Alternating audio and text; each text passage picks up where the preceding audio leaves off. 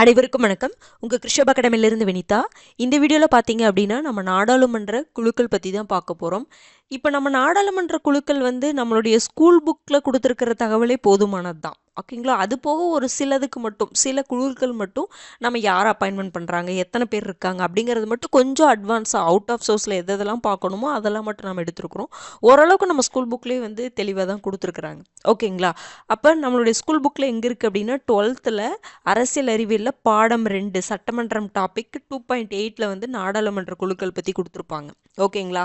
அது போக தேர்வு குழு தனியாக கொடுத்துருப்பாங்க, ஃபர்ஸ்ட் லெசனில் கொடுத்துருப்பாங்க, நான் இங்கே மென்ஷன் பண்ணல, ஓகேங்களா. தேர்வு குழுன்ட்டு இருக்கும் ஒரு குழு, ஓகேங்களா. அது ஃபர்ஸ்ட் லெசனில் கொடுத்துருப்பாங்க, அதை கொஞ்சம் பார்த்துக்கோங்க, அவ்வளோதான், ஓகேங்களா. அந்த பாயிண்டெல்லாம் நான் இங்கே கொண்டு வந்துட்டேன், ஓகேங்களா. பொதுவாக நாடாளுமன்ற குழுக்கள் அப்படின்னா இப்போ நாடாளுமன்ற குழுக்கள் அப்படின்னா என்னதுங்க, பார்லிமெண்ட்ரி கமிட்டிஸ்ன்னு சொல்லுவோம்.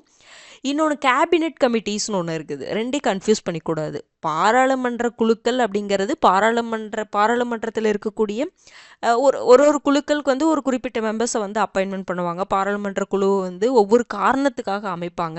ஆல்ரெடி அந்த அமைப்பு குழு இருக்கும், இல்லை டெம்பரவரியாக கூட குழு அமைப்பாங்க, புரிஞ்சுதுங்களா. இந்த கேபினெட் கமிட்டி அப்படிங்கிறது என்னன்னா, நம்ம கேபினெட்னு படித்தோம், ஓகேங்களா. அந்த கேபினெட்டில் இருக்கிறவங்களுக்குள்ள ஒரு கமிட்டி, மினிஸ்டர்ஸ்லாம் அதுக்குள்ளே இருப்பாங்க, நம்ம பார்த்தோம், நல்லா ஞாபகம் இருக்குங்களா. கேபினெட் அப்படின்னாவே அதுக்குள்ளே யார் தான் இருப்பாங்க, மினிஸ்டர்ஸ்லாம் இருப்பாங்க. அப்போ கேபினெட் கமிட்டின்னு வரும் பொழுது அந்த கமிட்டிக்குள்ளே மினிஸ்டர்ஸ்லாம் உறுப்பினராக இருப்பாங்க. இப்போ பார்லிமெண்ட்ரி கமிட்டி அப்படின்னு வரும் பொழுது பார்த்தீங்கன்னா அதில் மினிஸ்டர்ஸ் மட்டும் இல்லை, உறுப்பினர்கள் எல்லாருமே வருவாங்க. அதிகமாக பார்த்தீங்கன்னா பார்லிமெண்ட்ரி கமிட்டியில் பார்த்தீங்கன்னா மினிஸ்டர்ஸை உறுப்பினராக உள்ளே கொண்டு வரவே மாட்டாங்க, ஓகேங்களா. நீங்கள் பாருங்கள், முக்கால்வாசி எல்லா பார்லிமெண்ட்ரி கமிட்டி அப்படி தான். ஆனால் கேபினெட் கமிட்டி அப்படி கிடையாது. கேபினெட் கமிட்டியில் மினிஸ்டர்ஸ் இருப்பாங்க. பிரைம் மினிஸ்டர் தான் கேபினெட் கமிட்டியை என்ன பண்ணுவாருன்னா அமைப்பாங்க, ஓகேங்களா. அதுக்கு ஹெட்டாக இருப்பாங்க. அந்த மாதிரிலாம் நம்ம பார்ப்போம். கேபினெட் கமிட்டியை பற்றி நம்ம தனியாக பார்ப்போம். அந்த கடைசி ரிவிஷனில் எக்ஸ்ட்ரா டாபிக்ஸ் இருக்குது பார்த்தீங்களா, அதில் நான் கேபினெட் கமிட்டியை பற்றி பார்ப்போம். நீங்கள் இந்த இடத்துல வித்தியாசம் புரிஞ்சுக்கணும், பார்லிமெண்ட்ரி கமிட்டி, கேபினெட் கமிட்டி.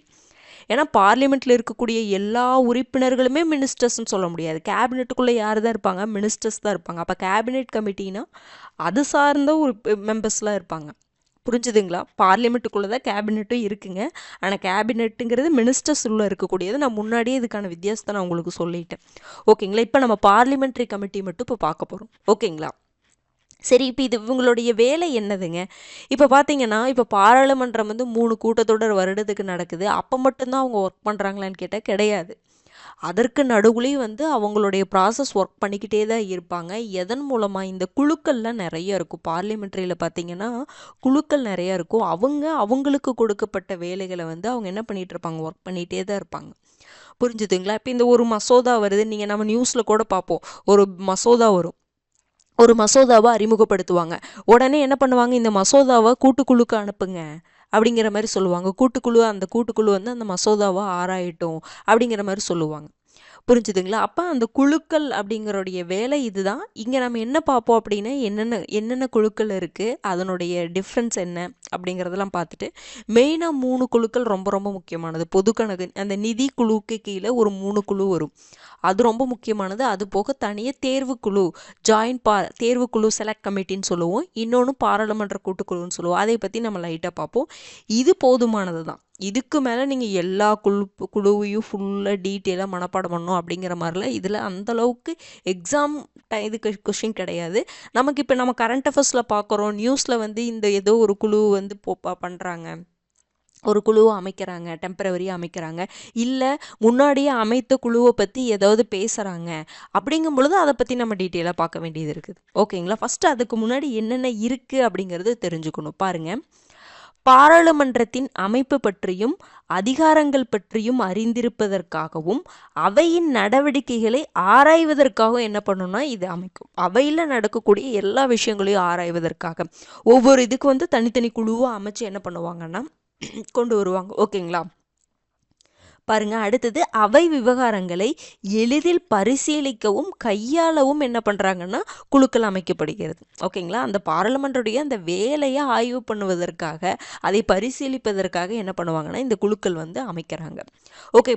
இன்னொன்று பாருங்கள், மசோதாக்களின் நுணுக்கங்களை புரிந்து கொள்வதற்கு குழுக்கள் இன்றியமையாததாகும். இப்போ நான் சொன்னேன்ல, மசோதாவை தாக்கல் பண்ணுறாங்க அப்படின்னா சில மசோதாக்கள் முன்னாடியே ஆய்வு பண்ணுவாங்க. சில மசோதாக்களை தாக்கல் பண்ணதுக்கப்புறம் அதை சட்டமாவதற்கு முன்னாடி அதில் என்னென்னலாம் கொடுத்துருக்காங்க ரொம்ப டீட்டெயிலாக என்ன பண்ணுவாங்க, ஆய்வு பண்ணி அவங்க என்ன பண்ணுவாங்க, அறிக்கை கொடுப்பாங்க. ஓகே இது கரெக்டாக தான் இருக்குது, இல்லை இது இந்த இடத்துல இந்த மாதிரி இருக்குது அப்படின்னு சொல்லிட்டு அவங்க பரிந்துரைப்பாங்க இந்த குழுக்கள். ஓகேங்களா. சட்டமியற்றும் நடைமுறைகளை நம்ம இதை பற்றி பார்ப்போம். எப்படி வந்து ஒரு மசோதா வந்து ஃபஸ்ட் ரீடிங், செகண்ட் ரீடிங், அப்புறம் கூட்டுக்குழுக்கு போகிறது எப்படி எப்படி வந்து தேர்ட் ரீடிங், அப்புறம் கடைசியில் அது எப்படி சட்டமாகுதுன்னு டீட்டெயிலாக பார்ப்போம். இப்போ தெரிஞ்சுக்கோங்க, அப்போ மசோதாக்களுடைய நுணுக்கங்களை புரிந்து கொள்வதற்கு குழுக்கள் ரொம்ப முக்கியமானது. ஏன்னா அவங்க அதை மட்டும் நல்லா டீப்பாக அனாலிசிஸ் பண்ணுவாங்க. ஓகேங்களா. அடுத்தது பாருங்கள், பண மற்றும் நிதி மசோதாக்களுக்கு சட்ட வடிவம் கொடுப்பதற்காக குழுக்கள் தேவை. ஓகேங்களா. அந்த பண மசோதா, நிதி மசோதாவையெல்லாம் வந்து அதுக்கு ஒரு சட்டம் ஆவதற்கு இதனுடைய குழுக்களுடைய பங்கு இன்றியமையாததும். ஏன்னா இவங்க நிறைய ரெக்கமெண்டேஷன் பண்ணுவாங்க, இந்த மாதிரி பண்ணுங்க, இந்த மாதிரி பண்ணுங்க அப்படிங்கிற மாதிரி. ஓகேங்களா. அப்போ இது தேவை, கண்டிப்பாக இந்த குழுக்கள் தேவைன்னு சொல்கிறாங்க. அடுத்தது, இரு அவைகளிலும் சட்டமியற்றுவதற்கு குழுக்களின் பங்களிப்பு முக்கியமானதாக இருக்கும். அதே பாயிண்ட் தான் திரும்ப திரும்ப, ஒரு சட்டம், அந்த மசோதா சட்டம் ஆவதற்கு கண்டிப்பாக குழுக்களுடைய பங்கு கண்டிப்பாக தேவைப்படும். ஓகேங்களா. ஏன்னா அவங்க ஆய்வு பண்ணி சஜஷன் சொல்லலாம், அந்த சஜஷன் மூலமாக நல்ல விஷயத்தை ஆட் பண்ணலாம், இந்த மாதிரி நிறைய விஷயங்கள் இருக்குது. ஓகேங்களா. அடுத்தது பாருங்கள், அரசாங்க நடவடிக்கைகளை பரிசீலிப்பதற்கும் என்னதான் குழுக்கள் முக்கியமாக தான் இருக்குது. அப்போ எல்லா குழுக்களுடைய தலைவர்களையும் யார் தான் நியமிப்பார், சபாநாயகர். இது நம்ம முன்னாடியே பார்த்தோம். அப்போ பாராளுமன்றத்துக்கு நிறைய குழுக்கள் உள்ளே ஃபார்ம் பண்ணுறாங்க. அந்த பாராளுமன்றத்தில் குழுக்கள் ஃபார்ம் பண்ணுறாங்கன்னா அந்த குழுக்களுடைய தலைவரை யார் தான் நியமிக்கிறா, சபாநாயகர் தான், மக்களவை சபாநாயகர் தான். அப்போ பாராளுமன்றம்னா உங்களுக்கு யாருங்க வருவா, மக்களவை ஒரு உறுப்பினர்களும் பாராளுமன்ற குழுக்கள்னு ஃபார்ம் பண்ண ஏதோ ஒரு குழு ஃபார்ம் பண்ணுறாங்கன்னு வச்சுக்கோங்க. அதுக்குள்ளே மக்களவை உறுப்பினர்களும் இருக்கலாம், மாநிலங்களவை உறுப்பினர்களும் இருக்கலாம். சில குழுக்களுக்கு வந்து மாநிலங்களவை உறுப்பினர் இருக்க மாட்டாங்க, ஒரு அது எக்ஸெப்ஷன், நம்ம பின்னாடி பார்க்கலாம். அப்போ நீங்கள் ராஜ்யசபாவில் இருந்து உறுப்பினரும் இருப்பாங்க பாராளுமன்ற குழுவில். புரிஞ்சுதுங்களா. அப்போ அந்த யார் இருந்தாலுமே அந்த குழுவுடைய தலைவரை யார் தான் நியமிக்கிறா, மக்களவை சபாநாயகர் தான் நியமிக்கிறார். மாநிலங்களவை உறுப்பினர் அந்த குழுக்குள்ளே இருந்தாலுமே அந்த தலைவரை யார் நியமிக்கிறா, மக்களவை சபாநாயகர் தான் நியமிக்கிறார். ஓகேங்களா. அடுத்து பாருங்கள், சில குழுக்களில் பார்த்தீங்கன்னா சபாநாயகரே இருப்பார். சபாநாயகர் இடம்பெற்ற குழுவில் சபாநாயகர் தலைவராக இருப்பாருன்னு சொல்கிறாங்க. சில குழுக்களில் சபாநாயகரும் இருக்கலாம். அப்படி இருந்தார் அப்படின்னா அவர் தான் வந்து சபாநாயகர் தான் தலைவராக இருப்பாங்க. சபாநாயகர் தான் பொதுவாக தலைவரை நியமனம் பண்ணுறாங்க. ஒரு சில குழுவில் அவர் கூட இருக்கலாம். ஓகேங்களா. ஒரு மெம்பராக அந்த குழுவில் இருக்கலாம். அந்த குழுவுடைய தலைவர் அவராக தான் இருப்பாங்க அப்படின்னு சொல்கிறாங்க. அப்போ இந்த பாராளுமன்ற குழுக்கள் பற்றி நமக்கு அரசமைப்பில் இருக்கா அப்படின்னு கேட்டால், அரசமைப்பில் சும்மா அந்த கமிட்டி சும்மா அதை பற்றி சும்மா ஜென்ரலாக சொல்லியிருப்பாங்க. ஆனால் இந்த மாதிரிலாம் பார்லிமெண்ட்ரி குழுக்கள் அமைக்கணும், இந்த மாதிரி அந்த ப்ரொசீஜர்லாம் இருக்கும் பார்த்தீங்களா, அதை பற்றி பார்த்திங்கன்னா மக்களவை நடைமுறை விதிகள், அந்த மக்களவைக்குன்னு ஒரு இது இருக்குல்ல. ஓகேங்களா. மக்களவைக்குன்னு விதிகள் தொகுப்பு கொண்டு இருக்கும், மாநிலங்களவைக்கும் விதிகள் தொகுப்பு வச்சுருப்பாங்கல்ல. ஓகேங்களா. அதில் அவங்களுடைய அந்த விதிகளில் 303, மாநிலங்களவை நடைமுறை விதிகளில் 125 குறிப்பிடப்பட்டிருக்கும் இந்த பாராளுமன்ற கமிட்டி பற்றி. இது வந்து நீங்கள் அரசமைப்புடைய பிரிவுன்னு நினச்சிக்காதீங்க. இந்த 125 ஆகட்டும், இந்த 303 ஆகட்டும், இது அரசமைப்பு கிடையாது. அந்த மக்களவை நடைமுறை விதிகள்னு சொல்லிட்டு அவங்க வச்சுருப்பாங்கல்ல. ஓகேங்களா. அவங்க வந்து இப்போ மக்களவை இருக்குன்னா அவங்க ஒரு ரூல்ஸ் அண்ட் ப்ரொசீஜர் எல்லாமே வச்சுருப்பாங்கல்ல. அந்த ப்ரொசீஜர் நம்பர் தான் 303. மாநிலங்களவை நடைமுறை விதிகள் 125. அதில் இந்த பாராளுமன்ற கமிட்டி பற்றி கொடுக்கப்பட்டிருக்கோம் அப்படின்னு சொல்லியிருப்பாங்க. நம்மளுடைய கான்ஸ்டிடியூஷனில், அரசமைப்பில் ரொம்ப டீப்பாக இதை பற்றி கொடுக்கல. ஓகேங்களா. ஆர்டிகல்ஸில் இதெல்லாம் லைட்டாக மென்ஷன் பண்ணியிருக்கலாம். ஆனால் பார்லிமெண்ட்ரி கமிட்டிக்குன்னு சொல்லிட்டு தனி ஆர்டிகல்ஸ்லாம் கிடையாது அப்படிங்கிற மாதிரி சொல்லியிருப்பாங்க. அந்த விதிகளில் ரூல்ஸ் அண்ட் ப்ரொசீஜரில் தான் கொடுத்துருப்பாங்க. புரிஞ்சுதுங்களா. அடுத்தது, மக்களவை இதனுடைய உறுப்பினர்கள் பார்த்தீங்கன்னா மக்களவை சபாநாயகர் அல்லது மாநிலங்களவை தலைவரால் அமைக்கப்படும். இப்போ என்ன சொல்லணும்னா, இந்த குழுக்கள் அமைக்கிறாங்க பார்த்தீங்களா, இந்த குழுக்களை யார் நியமிப்பாங்க அப்படின்னா மக்களவை சபாநாயகர் அல்லது மாநிலங்களவை தலைவர். இப்போ பார்த்தீங்கன்னா குழுக்கள்னால் ராஜ்யசபாவும் தனியாக குழுக்கள் அமைப்பாங்க. புரிஞ்சுதுங்களா. லோக்சபாவும் தனியாக குழுக்கள் அமைப்பாங்க. இப்போ லோக்சபாவில் ஒரு குழு அமைக்கிறாங்கன்னா அந்த குழுவை யார் அமைப்பாங்க, மக்களவை சபாநாயகர். மாநிலங்களவையில் ஒரு குழு அமைக்கிறாங்கன்னு வச்சுக்கோங்களேன், அதனுடைய அந்த குழுவை யார் அமைப்பாங்க அப்படின்னு பார்த்தீங்கன்னா மாநிலங்களவை தலைவர். புரிஞ்சுதுங்களா. அதாவது அதனுடைய தலைவரை தான் சபாநாயகர் நியமிப்பார். பொதுவாக இப்போ இந்த ராஜ்யசபாவுக்கு ஒரு குழு வேணும். ஏதோ ஒரு குழு அமைப்புறாங்க, மசோதா பற்றி டிஸ்கஸ் பண்ணுறதுக்காக ஒரு குழு அமைக்கிறோன்னா அந்த குழுவை யார் அமைப்பாங்க? அந்த தலைவர் அமைப்பாங்க. அதே மாதிரி லோக்சபாவுக்கு ஒரு குழு அமைக்கிறாங்கன்னா அந்த தலைவர், அதுதான் சொல்கிறாங்க மக்களவை சபாநாயகர் இல்லைன்னா மாநிலங்களவை தலைவரால் அந்த குழு பாராளுமன்ற குழு அமைக்கப்படும் சொல்கிறாங்க. அந்தந்த அவைக்கு தகுந்த மாதிரி, அந்தந்த சுச்சுவேஷனுக்கு தகுந்த மாதிரி அது இருக்குன்னு சொல்கிறாங்க. ஓகேங்களா? அடுத்தது பாருங்க, நாடாளுமன்ற குழுக்கள். இது நீங்கள் லைட்டாக தெரிஞ்சுக்கணும், இது யார் அமைக்கிறாங்க, யார் தலைவராக இருக்கிறாங்க அப்படின்னு தெரிஞ்சுக்கோங்க. ஓகேங்களா? பாருங்க, நாடாளுமன்ற குழுக்களை வந்து 2 டைப்பாக பிரிக்கலாங்க. இது வந்து இங்கிலீஷில் கொடுத்துருக்கேன். பார்லிமெண்ட்ரி கமிட்டிஸ் பார்த்தீங்கன்னா 2 type, standing committee, ad hoc committee. இந்த ஸ்டாண்டிங் கமிட்டியில் பார்த்தீங்கன்னா ஒரு 6 வகையான குழுக்கள் இருக்கும். ஓகேங்களா? ஸ்டாண்டிங் கமிட்டி நிலைக்குழு, அட்ஹாக் கமிட்டி அப்படின்னா டெம்பரவரியானது. ஓகேங்களா? அது இப்போ பார்த்தீங்கன்னா ஸ்டாண்டிங் கமிட்டிஸில் ஒரு 6 இருக்கும், அட்ஹாக் கமிட்டியில் வந்து ஒரு 2 இருக்கும். நம்ம பின்னாடி தமிழில் பார்க்கலாம். ஓகேங்களா? பாருங்க, நிலைக்குழு 2 டைப்பாக பிரியுதுன்னு பார்த்தோமா? என்னென்ன டைப்னா நிலைக்குழு ஒன்று, தற்காலிக குழுக்கள் ஒன்று. பாராளுமன்ற கமிட்டியை நம்ம 2 டைப்பாக பிரிக்கிறோம், நிலைக்குழுக்கள், அடுத்தது தற்காலிக குழுக்கள் அப்படின்னு சொல்லிட்டு பிரிக்கிறோம். நிலைக்குழுக்கள் அப்படிங்கிறது என்னென்னா ஸ்டாண்டிங் கமிட்டின்னு சொல்கிறோமா? நிலை அப்படின்னா நிலையாக இருக்கிறது, அதானே? அதான் பாருங்கள், நிரந்தரமானவை, நிரந்தரமாக இருக்கும், தொடர்ந்து பணியில் இருக்கும். ஒவ்வொரு ஆண்டும் புதுசாக என்ன பண்ணுவாங்கன்னா உருவாக்குங்க, ஒரு வருஷம். இதனுடைய காலம் அப்படிங்கிறது ஒரு வருஷம். அடுத்த வருஷம் இன்னொரு அந்த அந்த இதுவே வந்து வேற குழுவாக அமைப்பாங்க. அதே குழு பேரில் வேற மெம்பர்ஸில் வச்சு அமைப்பாங்க, அந்த மாதிரி. ஓகேங்களா?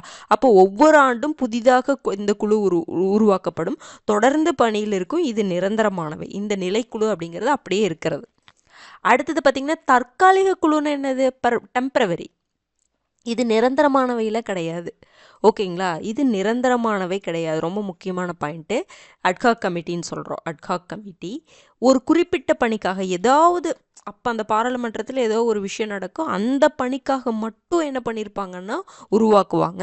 அந்த பணி நிறைவடைஞ்சிருச்சுன்னா கலைக்கப்பட்டுரும். அதுதான் தற்காலிக குழுக்கள். இது வந்து டெம்பரவரி, ஒரு பணிக்காக உருவாக்கப்பட்டு அந்த பணி முடிஞ்சோன்னா அதை என்ன பண்ணிடுவாங்க? கலைச்சிருவாங்க. ஆனால் ஸ்டாண்டிங் கமிட்டி அப்படிங்கிறது ஒவ்வொரு வருஷம் புதுசாக உருவாக்கிக்கிட்டே இருப்பாங்க. ஓகேங்களா? அது நிரந்தரமாக இருக்கும், அந்த வேலையை அவங்க செஞ்சுக்கிட்டே இருக்கணும் ரெகுலராக. இப்போ அலுவல் விதிகள் குழுன்னு இருக்குது. அப்போ அலுவல் விதிகள் அப்படிங்கிறது எப்போவுமே அந்த பாராளுமன்றத்தில் அந்த விதிகள் ஃபாலோ பண்ணிக்கிட்டே இருக்கணும் தானே? ஓகேங்களா? அப்போ அந்த விதிகள் குழு இருந்துக்கிட்டே இருக்கணும் எப்போவுமே. அப்போ தான் அவங்க வந்து அந்த விதிகளை உருவாக்கிக்கிட்டே இருக்க முடியும். அதை என்ன பண்ணிட முடியாது? கலைக்க முடியாது. ஓகேங்களா? அப்போ அந்த மாதிரி தான். அப்போ இது 2 புரிஞ்சிருச்சுங்களா? நிலைக்குழுக்கள், தற்காலிக குழுக்கள். நிலைக்குழுக்கள்னா நிரந்தரமானவை, தற்காலிக குழுக்கள்னா நிரந்தரமானவை அல்ல. ஓகேங்களா? சரி, இப்போ நிலைக்குழுவை பற்றி நம்ம பார்க்க போகிறோம். நிலைக்குழுக்களில் உங்களுக்கு 6 டைப்பாக பிரிக்கிறாங்க. ஓகேங்களா? அதனுடைய தன்மைக்கேற்ப 6 வகைகளாக பிரிக்கப்பட்டிருக்கு. பாருங்க, நிலைக்குழுக்கள் அதன் தன்மைக்கேற்ப 6 வகையாக பிரிச்சிருக்காங்க. என்னென்ன வகை? நிதிக்குழுக்கள், துறைசார் நிலைக்குழுக்கள். பாருங்க, 6 டைப் என்ன? நிதிக்குழுக்கள், துறைசார் நிலைக்குழுக்கள், விசாரணை குழுக்கள், கண்காணிப்பு மற்றும் கட்டுப்பாட்டு குழுக்கள், அவையின் தினசரி அலுவல்களுக்கான குழுக்கள், சேவைக்குழு. இப்போ பாருங்க, அந்த குழுக்கள் படிக்கும் பொழுதே அது எந்த காரணத்துக்காக அமைக்கப்பட்டிருக்குதுன்னு உங்களுக்கு ஈஸியாக புரிஞ்சிடும். பாருங்க, நிதிக்குழு ஃபினான்ஸ் சம்மந்தமான குழு. துறைசார் நிலை குழுக்கள் அப்படின்னா டிபார்ட்மெண்ட், ஒவ்வொரு டிபார்ட்மெண்ட்டுக்கும் குழுக்கள் இருக்கும், ஸ்டாண்டிங் கமிட்டி இருக்கும். அடுத்து பாருங்க, விசாரணை குழுக்கள், கண்காணிப்பு மற்றும் கட்டுப்பாட்டு குழுக்கள். பாருங்க, பேர்லேயே நமக்கு புரிஞ்சிருதா அது எதுக்காக அமைக்கப்பட்டிருக்குன்ட்டு? அவையின் தினசரி அலுவல்களுக்கான குழுக்கள். அடுத்தது சேவைக்குழு. அப்போ நிலைக்குழுக்களை 6 வகையாக பிரிச்சிருக்காங்க. என்னென்ன குழுன்னு நம்ம பார்த்துட்டோம். அப்போ இப்போ ஒரு குழுவாக பார்க்கலாம். பாருங்கள், ஃபஸ்ட்டு நிதிக்குழு. இந்த நிதிக்குழு தாங்க நம்ம படிக்க வேண்டியது மெயினானது அப்படின்னு பார்த்தீங்கன்னா இதுதான். இதில் இந்த நிதிக்குழுவில் என்னென்ன வருது? அப்போ ஃபினான்ஸ் சம்மந்தமானது, எக்கனாமி சம்மந்தமானது எல்லாமே இதுக்குள்ளே வந்துடுது. பொது கணக்கு குழு, மதிப்பீட்டு குழு, பொதுத்துறை நிறுவன குழு. பொது கணக்கு குழு, மதிப்பீட்டு குழு, பொதுத்துறை நிறுவன குழு, இதை பற்றி தான் நம்ம தனித்தனியாக பார்ப்போம். புரிஞ்சுதுங்களா? அப்போ நிதிக்குழு. அப்போ இன்னொன்று என்ன தெரியுங்களா? இந்த குழுவில் நம்ம படிக்கிறோம்ல, அப்போ எந்த குழு எதுக்குள்ளே வருது, எந்த டைப்புக்குள்ளே வருது அப்படிங்கிறது தெரிஞ்சுக்கணும். ஓகேங்களா? அப்போ இது பாருங்கள், நிதிக்குழுக்குள்ளே பொது கணக்கு குழு வருது, மதிப்பீட்டு குழு வருது, பொதுத்துறை நிறுவன குழு வருது. அப்போ பொது கணக்கு குழு ஒரு நிலைக்குழுவா ஒரு தற்காலிக குழுவான்னு கேட்கலாம், கொஸ்டின் அப்படி கூட கேட்கலாம். அது என்னதுங்க? ஒரு நிலைக்குழு. இப்போ நம்ம வந்து எதை பற்றி தான் படிச்சுட்டு இருக்கிறோம்? நிலைக்குழுவை பற்றி படிச்சுட்டு இருக்கிறோம். நிலைக்குழுவில் நிதிக்குழுவை பற்றி படிச்சுட்டு இருக்கிறோம். அடுத்தது பாருங்கள், துறைசார் நிலைக்குழுக்கள். அப்போ ஒவ்வொரு டிபார்ட்மெண்ட்டுக்கும் தனித்தனியாக குழுக்கள். இருக்கு. அது என்னதுங்க நிலைக்குழுக்கள் தானே இருக்கு. ஒவ்வொரு டிபார்ட்மெண்ட்டுக்கும் அதாவது அதை ஒதுக்கீடு பண்ணியிருப்பாங்க என்னென்ன டிபார்ட்மெண்ட்டுக்கு. அப்போ ஒவ்வொரு டிபார்ட்மெண்ட்டுக்கும் ஒரு குழு பண்ணியிருக்காங்க, வச்சிருக்காங்க, உருவாக்கியிருக்காங்க பாருங்க. அப்போ 24 துறை ரீதியான குழுக்கள் இருக்கு. அப்போ சுற்றுலாத்துறை, சுற்றுச்சூழல் அந்த மாதிரி அந்தந்த துறைக்கு தனித்தனியே என்ன பண்ணியிருக்காங்க, ஒதுக்கீடு பண்ணியிருக்கிறாங்க குழுக்களை. அப்போ என்ன பண்ணுவாங்க, அந்த துறை பற்றி அவங்க ஆய்வு பண்ணுவாங்க ஃபுல்லாகவே. அது ரிலேட்டடாக ஏதோ ஒரு சட்டம், அந்த அந்த துறை ரிலேட்டடாக ஏதோ ஒரு மசோதா கொண்டு வராங்க, சட்டம் கொண்டு வராங்க அப்படின்னா இவங்க என்ன பண்ணுவாங்க, ஆய்வு பண்ணி ரெக்கமெண்ட் பண்ணலாம் இவங்க. புரிஞ்சுதுங்களா? அப்போ 24 துறை ரீதியான குழுக்கள் இப்போதைக்கு இருக்குது. ஓகேங்களா? அதில் பாருங்கள், இது ரொம்ப முக்கியமானது. 16 குழுக்கள் எதன் கீழே இயங்குது, மக்களவையின் கீழே இயங்குது. 8 குழுக்கள் எதன் கீழே இயங்குது, மாநிலங்களவையின் கீழே இயங்குது. அப்போ இத்துறை, ஏன்னா இது பாராளுமன்ற குழுக்கள், பாராளுமன்ற குழுக்கள்னாவே ராஜ்யசபான்னு வரும், லோக்சபா ரெண்டுமே வரும். அப்போ துறைசார் நிலைக்குழுக்கள் பார்த்திங்கன்னா 24 துறை ரீதியான குழுக்கள் இருக்குது. அதில் இந்த 24ல் 16 மக்களவையின் கீழே இயங்குது, 8 குழுக்கள் பார்த்திங்கன்னா மாநிலங்களவையின் கீழே இயங்குது. ஓகேங்களா? அப்போ மொத்தம் எத்தனை 24 துறைசார் நிலைக்குழுக்கள் இருக்குது. அப்போ ஒரு நிலைக்குழுக்களையும் எத்தனை உறுப்பினர்கள் இருப்பாங்களாமா, 31 உறுப்பினர்கள். அதில் பாருங்க 21 உறுப்பினர்கள் மக்களவையிலிருந்து இருப்பாங்க, 10 உறுப்பினர்கள் மாநிலங்களவை உறுப்பினர்கள் இருப்பாங்க. புரிஞ்சுதுங்களா? அப்போ பாருங்க, ஒவ்வொரு குழுக்கள்லையும் மக்களவை உறுப்பினரும் இருக்கிறாங்க, மாநிலங்களவை உறுப்பினரும் இருக்கிறாங்க. மாநிலங்களவை உறுப்பினர் இருந்தாலும் சில 16 குழுக்கள் மக்களவையின் கீழே இயங்குது. இந்த மாநிலங்களவையின் கீழே இயங்கக்கூடிய சில குழுக்களையும் மக்களவையிலையும் சார்ந்தவங்களும் உறுப்பினர்களாக இருக்கிறாங்க. புரிஞ்சுதுங்களா? பாராளுமன்ற குழுக்கள்னால் பொதுவானது தான். அதில் மக்களவை உறுப்பினர்களும் இருப்பாங்க, மாநிலங்களவை உறுப்பினர்களும் இருப்பாங்க அந்த குழுவுக்குள்ளே. புரிஞ்சுதுங்களா? அதுதான் சொல்லுவாங்க, ஒவ்வொரு குழுக்கு இந்த 24 குழுவுமே ஒரு குழுலையுமே 31 உறுப்பினர்கள் இருக்காங்க. அப்போ இப்போ இந்த 16 குழுக்கள் மக்களவையின் கீழே இயங்குறதுனால இதில் இருக்கக்கூடிய 31 உறுப்பினர்களும் மக்களவை உறுப்பினர்களாக இருக்க வேண்டிய அவசியம் கிடையாது. பாருங்கள், அதுதான் சொல்கிறாங்க, 31 உறுப்பினர்கள் ஒவ்வொரு குழுலையும் இருக்கிறாங்க. அந்த ஒரு குழுலையும் 21 உறுப்பினர்கள் மக்களவையிலிருந்து எடுத்திருப்பாங்க, 10 உறுப்பினர்களை மாநிலங்களவையிலிருந்து எடுத்திருப்பாங்க. இதுதான் ஸ்ட்ரென்த் இப்போதைக்கு. புரிஞ்சுதுங்களா? அப்போ மக்களவை சபாநாயகர் அல்லது மாநிலங்களவை தலைவர் உறுப்பினர்களை நியமிக்கிறார். இப்போ இந்த இடத்துல உங்களுக்கு புரிஞ்சுக்கணும், அப்போ மக்களவையின் கீழே இயங்குதா? புரிஞ்சுதுங்களா? அப்போ அந்தந்த அவையுடைய தலைவர் அந்த அவையுடைய உறுப்பினர்களை தேர்ந்தெடுக்கிறாங்க. அவ்வளோதான் இந்த இடத்துல. மக்களவை சபாநாயகர் மக்களவையிலிருந்து அந்த உறுப்பினர்கள் எடுத்தாங்கன்னா மக்களவை சபாநாயகர் தேர்ந்தெடுப்பார். மாநிலங்களவையிலிருந்து உறுப்பினர்களை தேர்ந்தெடுத்தாங்கன்னா மாநிலங்களவை தலைவர் உறுப்பினர்களை தேர்ந்தெடுப்பாங்க, நியமிப்பாங்க. ஓகேங்களா? மக்களவையின் கீழே இயங்குறதுக்கெல்லாம் மக்களவை சபாநாயகர் உறுப்பினர்களை தேர்ந்தெடுக்கிறாரு. மாநிலங்களவையின் கீழே இயங்குறதுக்கெல்லாம் மாநிலங்களவை தலைவர் உறுப்பினர்களை தேர்ந்தெடுக்கிறாங்க. இதெல்லாம் லைட்டாக தெரிஞ்சுக்கோங்க, ரொம்ப இதெல்லாம் போக வேண்டியது கிடையாது. ஓகேங்களா? ஆனால் இன்னொன்று பாருங்க, அமைச்சர்கள் உறுப்பினராக இருக்கையில் அது மேக்ஸிமம் பார்த்தீங்கன்னா பார்லிமெண்ட்ரி கமிட்டிஸில் அந்த குழுக்கள்லாம் அமைக்கிறாங்கல்ல, அந்த குழுவுக்குள்ளே அதிகமாக மினிஸ்டர்ஸ் இருக்க மாட்டாங்க. ஒரு இவ்வளோ உறுப்பினர்களுக்குள்ள 15% மினிஸ்டர்ஸாக இருக்கணும் அப்படின்னு சொல்லி நம்ம பார்த்தோம்ல. அப்போ அந்த மினிஸ்டர்ஸ் யாருமே குழுக்குள்ளே மெம்பர்ஸாக வரமாட்டாங்க. புரிஞ்சுதுங்களா? அமைச்சர் உறுப்பினராக இருக்க முடியாது. அப்போ இதில் நீங்கள் தெரிஞ்சுக்க வேண்டியது 24 துறை ரீதியான குழுக்கள் இருக்குது. எத்தனை குழுக்கள் மக்களவையின் கீழே இருக்குது, எத்தனை குழுக்கள் மாநிலங்களவை கீழே இருக்குது, ஒவ்வொரு குழுவில் எத்தனை உறுப்பினர்கள், இந்த அளவுக்கு தெரிஞ்சுக்கிட்டா போதுமானது. அப்போ 31 உறுப்பினர்கள்னா 21 பேர் மக்களவையிலிருந்து தேர்ந்தெடுக்கப்படுறாங்க, 10 பேர் மாநிலங்களவையிலிருந்து தேர்ந்தெடுக்கப்படுறாங்க. அவ்வளோதான். இந்த அளவுக்கு தெரிஞ்சுக்கிட்டா போதுமானது இந்த துறைசார் நிலைக்குழுக்களை பொறுத்த வரைக்கும். ஓகேங்களா? இந்த நிதிக்குழுவும் 3ஐயும் நம்ம செப்பரேட்டாக பார்ப்போம். பொது கணக்கு குழு, மதிப்பீட்டு குழு, பொதுத்துறை நிறுவன குழு நம்ம பார்ப்போம் பின்னாடி. ஓகேங்களா? அடுத்தது பாருங்க, 3வது குழு விசாரணை குழுக்கள். விசாரணை குழுக்கள் அப்படிங்கிறதுல என்னென்னலாம் வரும்? மனுக்கள் சம்பந்தமாக விசாரணை பண்ணுறது, சிறப்புரிமை உருவாக்குவது. அப்போ இவங்களுக்குலாம் இந்த உரிமை கொடுக்கலாம், அந்த ஸ்பெஷல் ப்ரொவிஷன்ஸ் அதெல்லாம் கொடுக்குறாங்களா, அதெல்லாம் பற்றி ஆய்வு செய்கிறது. அடுத்தது நன்னெறி குழு, எத்திக்ஸ் கமிட்டி. ஒரு இதுக்கும் அந்த பார்லிமெண்ட்ரி ஒரு எத்திக்ஸ் இருக்கும் நம்ம சொல்கிறோம்ல, அப்போ அதையெல்லாம் ஆய்வு பண்ணக்கூடிய ஒரு குழு நன்னெறி குழு, எத்திக்ஸ் கமிட்டி. ஓகேங்களா? மனுக்கள் குழு, சிறப்புரிமை குழு, நன்னெறி குழு, இது எல்லாமே எதுக்குள்ளே வருது? விசாரணை குழுக்கள். இதுக்கெல்லாம் நீங்கள் போட்டு ரொம்ப டீட்டெயிலாக படிக்க வேண்டியது கிடையாது. இந்த குழு எதுக்குள்ளே வருது, அப்படி எந்த குழுக்குள் வருது அப்படிங்கிறத ஞாபகம் வச்சுக்கோங்க. இது நிலைக்குழுவா இல்லை தற்காலிக குழுவா? அப்போ நிலைக்குழுவாக இருந்தால் நிலைக்குழுக்குள்ளே எந்த குழுக்களுக்குள்ளே வருது? விசாரணை குழுக்குள்ளே வருது அப்படிங்கிறது தெரிஞ்சு வச்சுக்கணும். ஓகேங்களா? அடுத்தது பாருங்க, கண்காணிப்பு மற்றும் கட்டுப்பாட்டு குழுக்கள். கண்காணிப்பு மற்றும் கட்டுப்பாட்டு குழுக்குள்ள என்னென்ன வருது?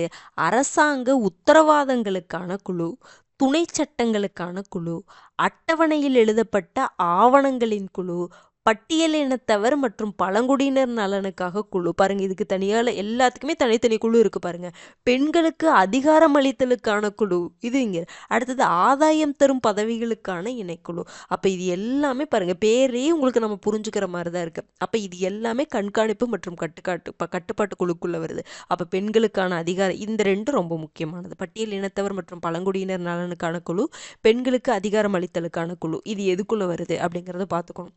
அப்ப இது எல்லாமே நோட் பண்ணி வச்சுக்கோங்க. ஓகேங்களா? அடுத்தது பாருங்க, அவையின் தினசரி அலுவல்களுக்கான குழுக்கள். அப்ப அலுவல் ஆலோசனை குழு இருக்கா? அலுவல் சம்பந்தமா ஆலோசனை செய்யறதுக்காக ஒரு குழு. அடுத்தது தனிநபர் முன்வரைவுன்னா என்னதுங்க? மசோதா தான். தனிநபர் மசோதா மற்றும் தீர்மானங்களுக்கான குழு, அந்த தீர்மானங்கள்லாம் கொண்டு வராங்களா, அதுக்கான ஒரு குழு. விதிகள் குழு பாருங்க, அலுவல் விதிகள் குழு இருக்கு. சட்டமன்ற கூட்டத்தொடரில் வராத உறுப்பினர்கள் குழு, அதுக்குன்னே ஒரு குழு இருக்கு பாத்தீங்களா? அப்ப பாருங்க, இது எல்லாமே அவையின் தினசரி அலுவல்களுக்கான குழு. அந்த அவையின் நடவடிக்கைகளை பற்றி ஆராய்வதற்கான ஒரு குழு. அடுத்து பாருங்க, சேவை குழு. உறுப்பினர்களுக்கு வசதிகள் மற்றும் சேவைகள் செய்வது தொடர்பான குழுக்கள் தான். பொது தேவைகள் குழு, அவை குழுக்கள், நூலக குழு, இது எல்லாமே எதுக்குள்ள வந்துருது? அடுத்தது பாருங்க, உறுப்பினர்களுக்கான ஊதியம் மற்றும் மற்ற படிகளுக்கான இணைக்குழு. அப்போ இதை பற்றி டிஸ்கஸ் பண்ணுவாங்க. இந்த குழுவில் டிஸ்கஸ் பண்ணிட்டு அப்புறம் சட்டம் கொண்டு வர்றது, அந்த மாதிரி. ஓகேங்களா? இப்போ இதெல்லாம் புரிஞ்சிருச்சா என்னன்ட்டு? அதாவது இப்போ நம்ம நிலைக்குழு, பார்லிமெண்ட்ரி கமிட்டி வந்து 2 டைப்பாக பிரியுது. நிலைக்குழுக்கள் ஒன்று, தற்காலிக குழுக்கள். நிலைக்குழு 6 டைப்பாக பிரியுது அப்படின்னு சொல்லி பார்த்தோம். அந்த 6 டைப்பில் நிதிக்குழு, துறைசார் நிலைக்குழுக்கள், விசாரணை குழுக்கள், கண்காணிப்பு மற்றும் கட்டுப்பாட்டு குழுக்கள், அவையின் தினசரி அலுவல்களுக்கான குழுக்கள், சேவை குழுன்னு பார்த்தோம். இப்போ இதில் நம்ம எது ரொம்ப முக்கியத்துவம் கொடுத்து பார்க்கணும்னு சொன்னேன்? துறைசார் நிலைக்குழுக்கள் எவ்வளோ இருக்குன்னு பார்த்துட்டு அதில் கொடுத்துருக்கிற டீட்டெயில் பார்த்துக்கோங்க. அது போக இந்த நிதிக்குழுக்கள் ஃபஸ்ட்டு இருக்குல்ல, அந்த நிதிக்குழுக்களில் ஃபஸ்ட்டு இருக்கக்கூடிய அந்த 3 குழுவையும் நம்ம நல்லா பார்த்து வச்சுக்கணும். பொதுக்கணக்கு குழு, மதிப்பீட்டு குழு, பொதுத்துறை நிறுவன குழு, இதை மட்டும் நம்ம நல்லா பார்த்துக்கணும். மற்றதெல்லாம் எந்தெந்த குழுக்குள்ளே எது வருது அப்படிங்கிறத மட்டும் பார்த்துக்கோங்க. ஓகேங்களா? இப்போ பாருங்கள், நம்ம நிதிக்குழு பார்க்கலான்னு சொன்னோன்னா அந்த நிதிக்குழுக்குள்ளே என்னென்ன இருக்குன்னு பார்த்தோம். பொது கணக்கு குழு ஒன்று இருக்குன்னு பார்த்தோமா? அப்போ பொது கணக்கு குழுவை பற்றி பார்க்கணும். இது பார்த்தீங்கன்னா, இந்த பொது கணக்கு குழு ரொம்ப ரொம்ப ரொம்ப ரொம்ப முக்கியமானது, மிகவும் பழமையானதுன்னு சொல்கிறாங்க. ஏன் அப்படின்னா, இந்திய அரசு சட்டம் 1919 படித்தோமா, அந்த சட்டத்தின்படி 1921 இது அமைக்கப்பட்டது. அதனால் இது ரொம்ப ரொம்ப ரொம்ப பழமையானது. இது ரொம்ப ஒரு முக்கியமான பாயிண்ட். நம்ம வரலாற்று பின்னணியில் கூட இந்த பாயிண்ட் ஆட் பண்ணிக்கலாம். இந்திய அரசு சட்டம் 1919 படி 1921 பொது கணக்கு குழு அமைக்கப்பட்டது. இது பார்த்திங்கன்னா மிகவும் பழமையானது. சரி, முன்னாடி வந்து உறுப்பினர்கள் கம்மியாக தான் இருந்திருப்பாங்க. இப்போ எவ்வளோ பேர் இருக்காங்கன்னா 22 உறுப்பினர்கள் இருக்கிறாங்க. ஓகேங்களா? இந்த 22 உறுப்பினர்களில் 15 உறுப்பினர்கள் மக்களவையிலிருந்து எடுக்கப்பட்டிருக்காங்க. 7 உறுப்பினர்கள் மாநிலங்களவையிலிருந்து தேர்வு செய்யப்பட்டிருக்காங்க. இது சும்மா ஒரு 15 உறுப்பினர்களை அப்படியே எடுக்கிறது கிடையாது. எலெக்ஷன் பாருங்க, உறுப்பினர்கள் எப்படி தேர்வு பண்றாங்க பாருங்க. ஒற்றை மாற்று வாக்கு மூலம் விகிதாச்சார பிரதிநிதித்துவ முறையில் பாருங்க, இவங்களை கூட அந்த மாதிரி நம்ம முன்னாடியே பார்த்துட்டோம். ஒற்றை மாற்று வாக்கு மூலம் விகிதாச்சார பிரதிநிதித்துவ முறை, அதனை எப்படி பண்றாங்க அப்படின்னு உங்களுக்கு எக்ஸ்பிளைன் பண்ண குடியரசுத் தலைவர் இதுலேயே. நான் ஏன் உங்களுக்கு அந்த இடத்துல வந்து குடியரசுத் தலைவர் எலெக்ஷனை பற்றி நான் நிறைய பேர் வந்து ரொம்ப லென்த்தாக போச்சுன்னு சொன்னீங்க. நான் ஏன் அந்த இடத்துல எக்ஸ்பிளைன் பண்ணேன்னா இதுதான் காரணம். நிறைய இடத்துல இந்த ஒற்றை மாற்று வாக்கு மூலம் விகிதாச்சார பிரதிநிதித்துவம் அப்படிங்கிற அந்த கான்செப்ட் வரும். அப்போ அந்த இடத்துல நமக்கு ஓரளவுக்கு பெருசாக புரியலினாலும் இந்த மாதிரி நடக்குது அப்படிங்கிற அளவுக்காவது நம்ம தெரிஞ்சுக்கணும். ஓகேங்களா? அப்போ ஒவ்வொரு வருஷம், ஏன்னா ஒரு வருஷம் வந்து என்ன பண்ணுறாங்க, இந்த நிதிக்குழு அப்படிங்கிறது என்னதான், ஒரு நிலைக்குழு தான். நிலைக்குழு அப்படிங்கிறது ஒரு வருஷம் புதிதாக உருவாக்குவாங்க. அப்போ உறுப்பினர்கள் 22 உறுப்பினர்களை தேர்வு பண்ணுறாங்க. அதில் 15 உறுப்பினர்கள் எங்கேருந்து எடுக்கிறாங்க? மக்களவையிலிருந்து எடுக்கிறாங்க. 7 உறுப்பினர்களை மாநிலங்களவையிலிருந்து தேர்வு பண்ணுறாங்க. நியமனம் பண்ணுறது கிடையாது, தேர்வு பண்ணுறாங்க. எந்த ப்ராசஸில், எந்த எலெக்ஷன் ப்ராசஸில்? ஒற்றை மாற்று வாக்கு மூலம் விகிதாச்சார பிரதிநிதித்துவ முறையில் எலெக்ஷன் நடக்குது. பாருங்கள், இந்த பொது கணக்கு குழுக்கு வந்து எலெக்ஷன் மூலமாக அந்த மெம்பர்ஸ்குள்ளே எலெக்ஷன். ஓகேங்களா, அவ்வளோதான். உறுப்பினருடைய பதவிக்காலம் எவ்வளோதான்? 1 வருஷம் தான். ஏன்னா ஒரு வருஷத்துக்கு புதுசாக உருவாக்குறாங்கல்ல, அப்போ 1 வருஷம் தான் பதவிக்காலம். அமைச்சர்களை இக்குழுவின் உறுப்பினர்களாக தேர்வு செய்யப்படுவதில்லை. முன்னாடியே சொன்னோம்ல, எந்த பார்லிமெண்ட்ரி கமிட்டிஸ்லையுமே அமைச்சர்கள் உள்ள உறுப்பினர்களே இருக்க மாட்டாங்க. ஓகேங்களா, மேக்சிமம் அதுதான். ஓகேங்களா, பாருங்கள், இக்குழுவின் உறுப்பினர்களிலிருந்து ஒருவரை தலைவராக சபாநாயகர் நியமிப்பார். நம்ம பார்த்தோம், பாராளுமன்ற குழுக்களுடைய எந்த பாராளுமன்ற குழுவாக இருந்தாலுமே அந்த பாராளுமன்ற குழுவுடைய தலைவரை யாரு தான் நியமிப்பாங்க? சபாநாயகர் தான் நியமிப்பாங்கன்னு நம்ம பார்த்தோம். ஓகேங்களா, பார்த்துக்கோங்க. அடுத்தது அந்த தலைவர் யாராக இருக்கணும்? இப்போ ஒருத்தரை வந்து அந்த குழுவின் உறுப்பினர்களிலிருந்து ஒருவரை தலைவராக சபாநாயகர் நியமிக்கிறாரு. ஓகேங்களா, அந்த சபாநாயகர் அந்த அந்த தலைவர் யாராக இருப்பாங்கன்னா 1966 to 67 வரைக்கும் இந்த குழுவுடைய தலைவராக ஆளும் கட்சியை சேர்ந்த ஒருத்தர் தான் இருந்தார். ஆனால் இப்போ 1967 இந்த குழுவின் தலைவர் எதிர்க்கட்சியை சேர்ந்த நபராக இருந்து வருகின்றார். இது வந்து நமக்கு கான்ஸ்டிடியூஷனில் இப்படிலாம் கொடுக்கல.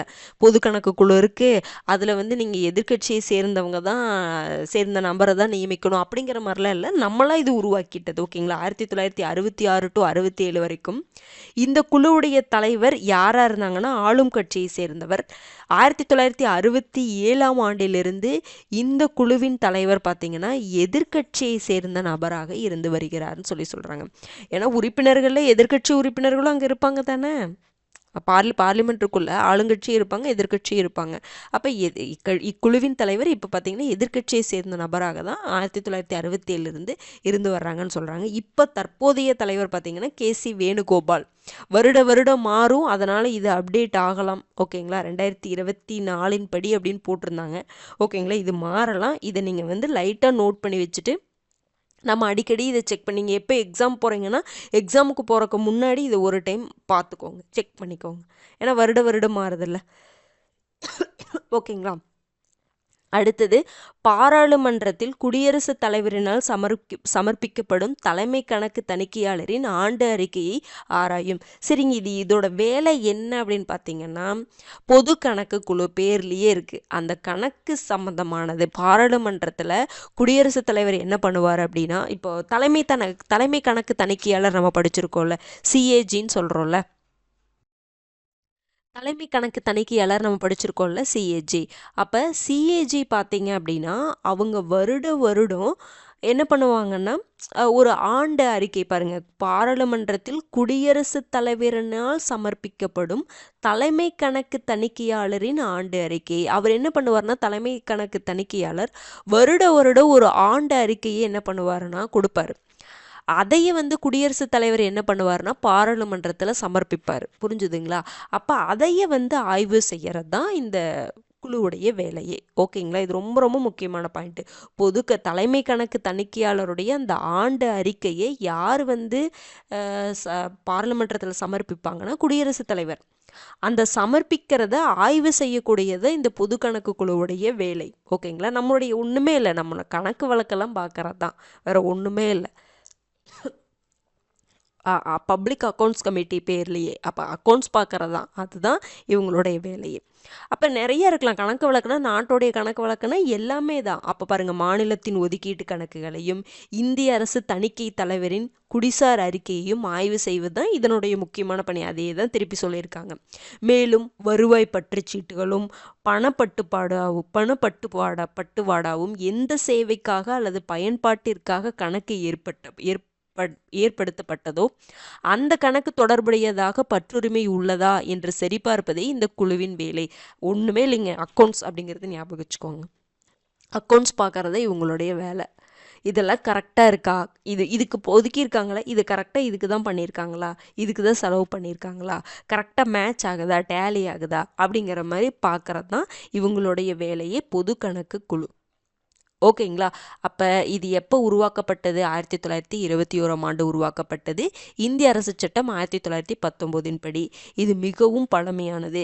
இதில் இப்போ 22 உறுப்பினர்கள் இருக்காங்க. அந்த 22 உறுப்பினர்களை 15 பேர் மக்களவையிலிருந்து தேர்ந்தெடுக்கப்படுறாங்க, 7 பேர் மாநிலங்களவையிலிருந்து தேர்ந்தெடுக்கப்படுறாங்க. தேர்ந்தெடுக்கப்படுறது அப்படின்னா எந்த முறையில் அப்படின்னு பார்த்தீங்கன்னா, ஒற்றை மாற்று வாக்கு மூலம் விகிதாச்சார பிரதிநிதித்துவ முறையில் தேர்வு பண்ணுறாங்க. உறுப்பினர்களுடைய பதவிக்காலம் பார்த்தீங்கன்னா 1 ஆண்டு தான். அமைச்சர்கள் இந்த குழுவில் உறுப்பினர்களாக இருக்க மாட்டாங்க. இந்த குழுவிலிருந்து ஒரு உறுப்பினரை தலைவராக சபாநாயகர் நியமிக்கிறாங்க. 1966லிருந்து 67 வரைக்கும் பார்த்தீங்கன்னா ஆளும் கட்சியை சேர்ந்த ஒருத்தர் தான் இருந்திருக்கிறாரு. 66 டு 67 வரைக்கும். 67ஆம் ஆண்டிலிருந்து பார்த்தீங்கன்னா இக்குழுவின் தலைவர் எதிர்க்கட்சியை சேர்ந்த நபராக இருக்கிறாங்க. இந்த தற்போதைய தலைவர் மாறலாம். ஓகேங்களா? அதனால் நீங்கள் இப்போ லைட்டாக தெரிஞ்சுட்டு எக்ஸாம் போகிறக்கு முன்னாடி இதெல்லாம் நீங்கள் பார்த்துக்கணும், செக் பண்ணிக்கணும். எக்ஸாம் போகிறக்கு ஒரு மாதத்துக்கு முன்னாடியோ இல்லை 15 நாளைக்கு முன்னாடியோ இந்த ஒவ்வொருத்தருடைய தலைவர் அப்படிங்கிறது இருக்குது பார்த்தீங்களா, அதை கொஞ்சம் ஒரு டைம் கிராஸ் செக் பண்ணிக்கோங்க. ஓகேங்களா? அடுத்தது இதோடைய வேலையே என்னதாங்க? அக்கௌண்ட்ஸ் பார்க்கறது தான்.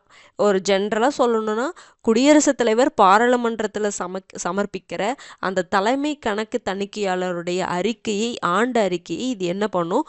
ஆய்வு பண்ணும். ஓகேங்களா? அதே மாதிரி இது சில ரெக்கமெண்டேஷன்லாம் கொடுக்கும். ஆனால் அது பாராளுமன்ற குழுக்கள் பொறுத்த வரைக்கும் என்னென்னா நிறைய ரெக்கமெண்டேஷன் கொடுப்பாங்க. அந்த ரெக்கமெண்டேஷனை கண்டிப்பாக அந்த பார்லிமெண்ட் அவங்க ஏற்றுக்கணும் அப்படிங்கிறதெல்லாம் கிடையாது. ஆனால் இவங்க பரிந்துரை அதிகமாக பார்த்தீங்கன்னா பரிந்துரை கொடுப்பாங்க, பரிசீலிப்பாங்க. அதுதான் அவங்களுடைய வேலையே. பாராளுமன்ற குழுக்கள் சொல்கிறது எல்லாமே அந்த பாராளுமன்றம் கேட்கணும் அப்படிங்கிறதெல்லாம் கிடையாது. ஜஸ்ட் இவங்க ரெக்கமெண்ட் பண்ணுவாங்க. அப்புறம் அவங்க ஏதாவது சட்டம் கொண்டு வராங்க, மசோதா கொண்டு வராங்க, அதெல்லாம் பரிசீலிப்பாங்க. அவ்வளோதான். ஓகேங்களா? அடுத்தது நிதிக்குழுக்கள்லேயே இன்னொரு குழு என்னன்னு பார்த்தீங்கன்னா மதிப்பீட்டு குழு, எஸ்டிமேட் கமிட்டி. இந்த எஸ்டிமேட் கமிட்டி அப்படின்னாவே இப்போ பார்த்தீங்கன்னா பட்ஜெட் எஸ்டிமேட்டெல்லாம் போடுறாங்கல்ல, வருடம் பட்ஜெட் கொண்டு வராங்க. பட்ஜெட் இந்த வருடத்துக்கு வந்து இதுக்கெல்லாம் இவ்வளோ ஒதுக்கீடு பண்ணுறோம் அப்படின்னு சொல்லிட்டு அந்த எஸ்டிமேட் கொடுக்குறாங்கல்ல, அதை ஆய்வு பண்ணுறது தான் இந்த மதிப்பீட்டு குழு. அவ்வளோதான். எக்கனாமிக்ஸ் அது ஞாபகம் வந்துடும். அப்போ நம்ம கொள்கைகள், ஒவ்வொரு திட்டங்கள், அந்த செலவு நிறைய நம்ம பட்ஜெட்டுக்காக அந்த ஒதுக்கீடெல்லாம் பண்ணுறோம்ல, அமௌண்ட்டெல்லாம், அதையெல்லாம் வந்து அந்த எஸ்டிமேட்டை ஆய்வு செய்கிறது தான் இந்த எஸ்டிமேட் கமிட்டி, மதிப்பீட்டு குழு. ஓகேங்களா? அதாவது இந்த பொது கணக்கு குழு பார்த்தீங்கன்னா செலவெல்லாம் செஞ்சதை பற்றி ஆய்வு செய்யும். இந்த மதிப்பீட்டு குழு என்னது? இன்னி செலவு பண்ண போகிறதுக்கு எஸ்டிமேட் போட்டிருப்பாங்கல்ல, அதை ஆய்வு செய்யும். அவ்வளோதான். இந்த ரெண்டுக்கு வித்தியாசம் புரிஞ்சுக்கோங்க. அவ்வளோதான். எல்லா செலவு கவர்மெண்ட் எல்லாமே பண்ணியிருப்பாங்க, அதையே ஆய்வு செய்யும் பொது கணக்கு குழு. மதிப்பீட்டு குழு அப்படிங்கிறது இனி ஆகக்கூடிய செலவை அந்த மதிப்பீடு பண்ணுறது. ஓகேங்களா? அந்த எஸ்டிமேட் போடுறது, அந்த எஸ்டிமேட் போட்டதை ஆய்வு செய்கிறது இந்த மதிப்பீட்டு குழு. வித்தியாசம் புரிஞ்சிருக்குன்னு நினைக்கிறேன். பாருங்கள், இந்த குழு பார்த்திங்கன்னா 1950ஆம் ஆண்டு ஜான் மத்தாய் பரிந்துரையின்படி அமைக்கப்பட்டதுன்னு சொல்கிறாங்க. இது நல்லா பார்த்து வச்சுக்கோங்க. இப்போ இதில் முதல்ல பார்த்திங்கன்னா 25 உறுப்பினர்கள் இந்த குழுவில் இருந்தாங்க. ஆனால் 1956 இதனுடைய எண்ணிக்கை 30ஆக உயர்த்தப்பட்டிருக்கு. ஓகேங்களா? இதில் ரொம்ப ரொம்ப ஒரு முக்கியமான பாயிண்ட் பாருங்கள், 30 உறுப்பினர்களும் மக்களவையிலிருந்து மட்டுமே தேர்வு செய்யப்படுகிறார்கள். பொது கணக்கு குழுவில் அப்படி கிடையாது. மக்களவையிலிருந்தும் தேர்ந்தெடுத்தாங்க, மாநிலங்களவையிலிருந்து தேர்ந்தெடுத்தாங்க ஒரு குறிப்பிட்ட மெம்பர்ஸை. இதில் 30 உறுப்பினர்கள் இருக்காங்கன்னா இந்த 30 உறுப்பினர்களும் எங்கிருந்து தான் எடுக்கிறாங்க? மக்களவையிலிருந்து தான் இந்த உறுப்பினர்களை தேர்வு பண்ணுறாங்க. ஏன்? நம்ம பார்த்தோம், இப்போ நிதி மசோதா, பட்ஜெட் அப்படின்ட்டு வந்தாவே எங்கே தான் அறிமுகப்படுத்த முடியும், அதையை பற்றி இது பண்ண முடியும் அப்படின்னா மக்களவையில் மட்டும்தான். நிதி மசோதா, பண மசோதா, இந்த ஃபினான்ஸ் சம்மந்தமாக என்ன மசோதா இருந்தாலும் மக்களவையில் மட்டும்தான் அறிமுகப்படுத்த முடியும்னு சொல்லி பார்த்தோமா, அந்த இடத்துல மக்களவைக்கு தான் அதிகாரம் அதிகமாக இருக்குது. அதனால தான் என்ன பண்ணியிருக்காங்க பாருங்கள், 30 உறுப்பினர்களும். ஏன்னா இந்த மதிப்பீட்டு குழுனாவே அந்த எஸ்டிமேட்டை ஆராயறது தானே. அப்போ எஸ்டிமேட் போடுறதுக்கான ஒரு குழு, எஸ்டிமேட்டை ஆய்வு செய்வதற்கான ஒரு குழு, பட்ஜெட் எஸ்டிமேட்டு. அப்போ மக்களவையிலிருந்து மட்டும்தான் உறுப்பினர்களை தேர்வு பண்ணுறாங்க. ரொம்ப ரொம்ப முக்கியமான பாயிண்ட்டு. தலைவரை யார் நியமிப்பாங்க? நம்ம முன்னாடியே பார்த்ததான், எல்லா குழுவுடைய தலைவரையும் மக்களவை சபாநாயகர் தான் நியமிக்கிறாங்க. பாராளுமன்ற குழு, நீங்கள் குழுக்கள் கமிஷன் அப்படின்னு சொன்னோன்னே பார்லிமெண்ட்ரி கமிட்டி வேறு, அது போக மற்ற கமிஷனில் வந்து ஒரு பிரச்சனையை ஆராய்வதற்காக பொதுவாக கவர்மெண்ட் போடுவாங்க, அந்த கமிஷன் வேறு. இது வந்து பாராளுமன்ற குழு, பார்லிமெண்ட்ரி கமிட்டின்னு சொல்லுவோம். பாராளுமன்றத்துக்குள்ள இருக்கக்கூடிய உறுப்பினர்களை வச்சு கமிட்டி போடுவாங்க, அதுதான் பார்லிமெண்ட்ரி கமிட்டி. புரிஞ்சுக்கணும் அந்த வித்தியாசத்தை. ஒரு குழு அமைக்கிறாங்கன்னா இது என்ன கமிட்டின்னு நமக்கு தெரியணும். கேபினெட் கமிட்டியா, பார்லிமெண்ட் கமிட்டியா, இல்லை நார்மலாக பொதுவாக கமிஷனா அப்படிங்கிறது ஞாபகம் வச்சுக்கணும். ஓகேங்களா? சரி, தலைவர் மக்களவை சபாநாயகரால் தான் நியமிக்கப்படுறாங்க. ஆளுங்கட்சியை சேர்ந்தவங்களாக தான் இருக்கிறாங்க. நம்ம முன்னாடி பொது கணக்கு குழுவில் பார்த்தோம், இப்போ ரீசெண்டாக எதிர்கட்சி தலைவரை தான் நியமிக்கிறாங்க. இப்போ இதில் பார்த்தீங்க அப்படின்னா ஆளுங்கட்சியை சார்ந்தவங்க தான் தலைவராக இருக்கிறாங்க. ஓகேங்களா? இதுலேயும் பாருங்கள், அமைச்சர்கள் உறுப்பினராக இருக்க இயலாது. அதே மாதிரி இதனுடைய உறுப்பினர்களும் பாருங்கள், எலெக்ஷன், ஒற்றை மாற்று வாக்கு, விகிதாச்சார பிரதிநிதித்துவ முறையில் தான் எலெக்ஷன் வச்சு தான் தேர்வு பண்ணுறாங்க. இந்த 30 உறுப்பினர்களும் எந்த முறை அப்படிங்கிறத பார்த்துக்கோங்க. இந்த நிதி குழுவில் வரக்கூடிய 3 குழுவுமே இந்த ப்ராசஸில் தான், இந்த எலெக்ஷன் ப்ராசஸில் தான் தேர்வு பண்ணுறாங்க. பரிசோதகருக்கும் மதிப்பீட்டாளருக்கும் என்ன பண்ணுது? அறிவுறுத்துவது. அந்த எஸ்டிமேட் போடுறாங்கல்ல, அவங்களுக்குலாம் என்ன பண்ணுறது? அறிவுறுத்தல் பண்ணுறது. அதுக்கப்புறம் பாருங்கள், பொருளாதாரம் சார்ந்த கொள்கைகள், மாற்று கொள்கைகள், நிர்வாக சீர்திருத்தங்கள், மதிப்பீடு ஆய்விலுள்ள வெவ்வேறு திட்டத்திற்காக மாநிலத்திற்கு உள்ளும் வெளியிலும் பயணம் மேற்கொள்வது போன்ற விஷயங்கள்ல பரிந்துரை அளிப்பது இக்குழுவின் முக்கிய பொறுப்புகளாகும். இதை ஜஸ்ட் ரீட் பண்ணிக்கோங்க, அவ்வளோதான். இந்த கொள்கைகள் சார்ந்து அட்வைஸ் பண்ணுறது, அதே மாதிரி இந்த பயணம், உள்ளும் வெளியிலும் பயணம் மேற்கொள்வது, இது போன்ற விஷயங்கள் எல்லாம் பரிந்துரை அளிப்பது இந்த குழுவின் முக்கிய பொறுப்பு. அதுக்கான எஸ்டிமேட்லாம் இருக்கும்ல, அது சம்பந்தமாக என்ன பண்ணுறது அப்படின்னா அட்வைஸ் பண்ணுறது, பரிந்துரை அளிப்பது தான் இந்த குழுவுடைய முக்கிய நோக்கம். இது ஜஸ்ட்டு ரீட் பண்ணிக்கிட்டிங்கன்னா போதுமானது தான். பேர்லேயே இருக்குது மதிப்பீட்டு குழு அப்படின்னு சொல்லிட்டு. அப்போ 1950ஆம் ஆண்டு அமைக்கப்பட்டிருக்கு. முதல்ல 25 உறுப்பினர்கள், இப்போ 30 உறுப்பினர்கள் இருக்காங்க. 30 உறுப்பினர்களும் மக்களவையிலிருந்து தான் தேர்ந்தெடுக்கப்படுறாங்க. இதுதான் ரொம்ப முக்கியமானது. அடுத்தது நிதிக்குழுலேயே இன்னொரு 3வது குழு பார்த்தீங்கன்னா பொதுத்துறை நிறுவனங்களின் குழு, பப்ளிக் செக்டர் அண்டர்டேக்கிங் கமிட்டி அப்படின்னு சொல்லுவோம். ஓகேங்களா? இது எப்போ அமைக்கப்பட்டதுன்னா 1964 கிருஷ்ணமேனன் குழுவின் பரிந்துரையின்படி உருவாக்கப்பட்டது. அப்போ 3மே ரொம்ப முக்கியம். பொது கணக்கு குழு 1921, 1919 இந்திய அரசு சட்டத்தின்படி உருவாக்கப்பட்டது. அடுத்தது மதிப்பீட்டு குழு பார்த்திங்கன்னா 1950 அமைக்கப்பட்டிருக்கும். ஜான் மத்தாய் பரிந்துரையின்படி அமைக்கப்பட்டிருக்கும். இந்த பொதுத்துறை நிறுவனங்கள் குழு பார்த்திங்கன்னா 1964 கிருஷ்ணமேனன் குழுவின் பரிந்துரையின்படி உருவாக்கப்பட்டிருக்குது. இதில் எவ்வளோ பேர் இருக்காங்க? 22 உறுப்பினர்கள் இருக்காங்க. இப்போதைக்கு இந்த எண்ணிக்கை மாறலாம். அதில் இனிமேல் நீங்கள் கரண்ட் அஃபேர், இனிமேல் நம்மளோட பொறுப்பு வேலை என்னென்னா, நம்ம கரண்ட் அஃபேர்ஸ் பார்க்குறது, நியூஸ் பேப்பர் பார்க்கும் பொழுது என்னென்னலாம் இந்த குழுக்கள் வேறு ஏதாவது கொண்டு வராங்களா, இதெல்லாம் இனி நம்ம தான் வந்து கவனமாக படிக்க வேண்டியது இருக்குது. ஓகேங்களா? இதெல்லாம் மாறலாம். புரிஞ்சுதுங்களா? சரி, அப்போ 15 மக்களவை உறுப்பினர்கள் பார்த்திங்கன்னா 15 உறுப்பினர்கள் மக்களவையிலிருந்து தேர்ந்தெடுக்கப்படுறாங்க. 7 உறுப்பினர்கள் மாநிலங்களவையிலிருந்து தேர்ந்தெடுக்கப்படுறாங்க. எந்த ப்ராசஸில்? ஒற்றை மாற்று வாக்கு, விகிதாச்சார பிரதிநிதித்துவம் முறையில். அப்போ அந்த மதிப்பீட்டு குழுவில் மட்டும்தான் 30 உறுப்பினர்கள் மக்களவையிலிருந்து மட்டும் தேர்ந்தெடுக்கிறாங்க. மற்ற 2 குழு பார்த்தீங்க அப்படின்னா மக்களவையிலிருந்து எடுக்கிறாங்க, மாநிலங்களவையிலிருந்து எடுக்கிறாங்க. இந்த குழுவுடைய தலைவரை யார் நியமிக்கிறாங்க? மக்களவை சபாநாயகர் தான். அதுவும் அந்த தலைவர் எதிலிருந்து தான் இருப்பாங்க? மக்களவை உறுப்பினராக தான் இருப்பார். இது மட்டும் ஒரு சின்ன சின்ன எக்ஸப்ஷன் மட்டும் நம்ம பார்த்துக்கணும். இக்குழுவின் தலைவரை யார் தான் நியமிப்பாங்கன்னா மக்களவை சபாநாயகர் நியமிப்பாங்கன்னு நமக்கு தெரியும். இந்த தலைவர் யாராக இருப்பாருன்னா மக்களவையில் இந்த 15 பேர் இருக்காங்கல்ல, இந்த 15 பேரில் யாராவது ஒருத்தராக தான் இருப்பார். இந்த 7 பேருக்குள்ள மாநிலங்களவை உறுப்பினர் தலைவராக நியமிக்க மாட்டாங்க அப்படின்னு சொல்கிறாங்க. ஓகேங்களா? இந்த மாதிரி சின்ன சின்ன எக்ஸப்ஷன்லாம் மட்டும் நல்லா பார்த்துக்கணும். அமைச்சர்கள் உறுப்பினர்களாக இருக்க முடியாது. இது நம்ம முன்னாடியே பார்த்தது தான், எல்லா இதுலேயும் அதுதான் வரும். அடுத்தது தணிக்கை அறிக்கை கணக்குகளையும், இவங்களும் அப்படி தான், தணிக்கை அறிக்கை கணக்குகளையும் பொதுத்துறை நிறுவனங்கள்லாம் இருக்குல்ல அதனுடைய கணக்குகளையும் அவ்வப்போது ஆய்வு செய்யும். இதனுடைய நோக்கம் பேர்லேயே இருக்குது பாருங்க, பொதுத்துறை நிறுவன குழு அப்படின்னாவே பொதுத்துறை நிறுவனங்கள்லாம் இருக்குல்ல அதனுடைய கணக்கு வழக்குகளை ஆய்வு செய்கிறது, அவங்களுக்கு பரிந்துரை கொடுக்கறது பாருங்க. மேலும் பொதுத்துறை நிறுவனங்களுடைய தன்னாட்சியையும் பயன்திறனையும் என்ன பண்ணும்? இந்த குழு ஆய்வு பண்ணும். யாரும் அது மேலே என்ன பண்ண முடியாது, அது ஒரு பொதுத்துறை நிறுவனம், யாருடைய அந்த மேலாதிக்கமும் அதில் செலுத்தப்படக்கூடாது. அப்போ அதனுடைய தன்னாட்சியும் பயன்திறனையும் இந்த குழு ஆய்வு பண்ணிக்கிட்டே இருக்கும். மேலும் என்ன பண்ணும்? நல்ல வியாபார கொள்கைகளையும் மதிநுட்ப வணிக நடைமுறைகளையும் பின்பற்றி பொதுத்துறை நிறுவனங்களின் அலுவல்கள் நடைபெறுகிறதா என்று கருத்தில் கொள்ளும். அந்த பொதுத்துறை நிறுவனம் ஒரு நல்ல வியாபார கொள்கையை வச்சிருக்கா, இல்லை நல்ல மதிநுட்ப வணி நடைமுறைகளை ஃபாலோ பண்ணுதா, அது மாதிரி நடக்குதா, அந்த ஆஃபீஸ் அப்படி நடக்குதா அப்படின்னு சொல்லிட்டு இது என்ன பண்ணும், ஆய்வு பண்ணும். மேலும் பொதுத்துறை நிறுவனங்கள் குறித்த இந்திய அரசு கணக்கு தணிக்கை தலைவருடைய அறிக்கைகளை இந்த குழு தனியாக ஆய்வு பண்ணும். பொதுவாக பொதுத்துறை நிறுவனங்களுடைய கணக்கை ஆய்வு பண்ணுறது தான். ஓகேங்களா. அந்த அந்த இந்திய அரசு கணக்கு தணிக்கையாளர் பார்த்தீங்கன்னா அந்த பொதுத்துறை நிறுவன அறிக்கையே கொடுப்பாங்க, அதையே என்ன பண்ணும், இது ஆய்வு பண்ணும். மேலும் நிறுவனங்களின் செயல்பாட்டை ஆய்வு செய்து அதனுடைய செயல்பாடுகள் எல்லாமே ஆய்வு பண்ணி அதிகாரிகளிடம் விசாரித்து நிறுவனங்களின் சம்பந்தப்பட்ட ஆதாரத்தை பெற்று இந்த குழு என்ன பண்ணும் அப்படின்னா அவைக்கு பரிந்துரைகளை அளிக்கிறது.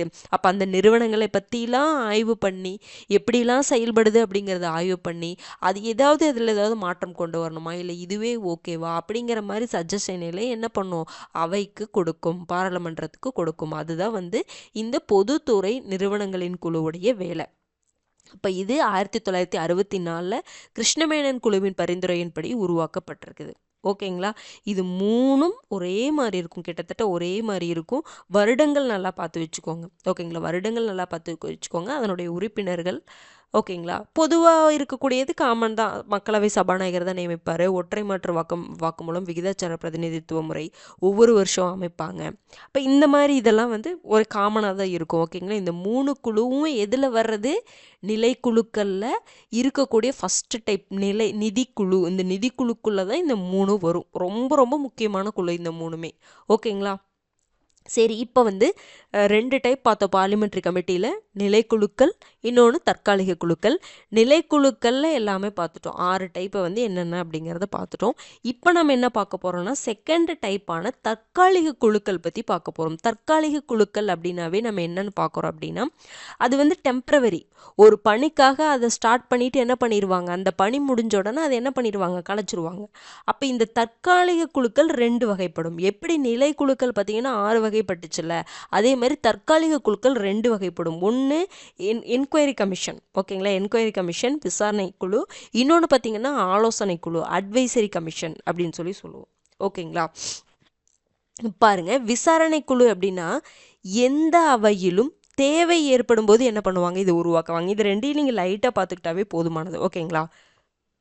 இது யார் தான் உருவாக்குவாங்க, மக்களவையில் சபாநாயகர் உருவாக்குவார், மாநிலங்களவை அவைத்தலைவர், அந்த மாநிலங்களுடைய அவைத்தலைவர் உருவாக்குவாங்க. பொதுவாக பார்த்தீங்கன்னா அந்த அவையுடைய தலைவர் தான் விசாரணை குழுக்களை உருவாக்குறாரு. ஓகேங்களா. 2க்கு தனித்தனியாக என்ன பண்ணிக்குவாங்க, குழுவை இது பண்ணிக்குவாங்க. அப்போ எந்த அவையில் எந்த அவையிலும் என்ன பண்ணலாம், தேவை ஏற்படும் போது இந்த விசாரணை குழுவை அந்தந்த அவைத்தலைவர் உருவாக்கிக்குவாங்க. ஓகேங்களா. இதுதான் விசாரணை குழு. அடுத்தது பார்த்தீங்கன்னா இந்த ஆலோசனை குழு கொஞ்சம் எக்ஸ்ட்ரா பார்க்க வேண்டியது இருக்குது. ஆலோசனை குழுக்கள் பார்த்தீங்கன்னா தேர்வு செய்யப்பட்ட மசோதாக்கள் அல்லது கூட்டுக்குழுக்களின் மசோதாக்களை ஆராய்ந்து ஆலோசனைகளை உருவாக்குகின்றன. இப்போ ஒன்றுமே இல்லை, இப்போ மசோதாவை கொண்டு வராங்க, அறிமுகப்படுத்துகிறாங்க. ஓகேங்களா. அப்போ அந்த மசோதாவை பற்றி ஆய்வு பண்ணணும். அந்த ஆய்வு பண்ணுறதுக்காக என்ன பண்ணுவாங்கன்னா தேர்வு குழு அமைப்பாங்க, இல்லைன்னா பாராளுமன்ற கூட்டுக்குழுவை அமைப்பாங்க. தேர்வு குழு அப்படிங்கிறது என்னென்னா அந்த அவைக்கு மட்டும், இப்போ லோக்சபாவுக்கு மட்டும் தேர்வு குழு அமைப்பாங்க, ராஜ்யசபாவுக்கு மட்டும் அந்த மசோதாவை பற்றி பேசுறதுக்காக தேர்வு குழு செலக்ட் கமிட்டி அப்படின்னு சொல்லிட்டு ஒன்று அமைப்பாங்க. ஓகேங்களா.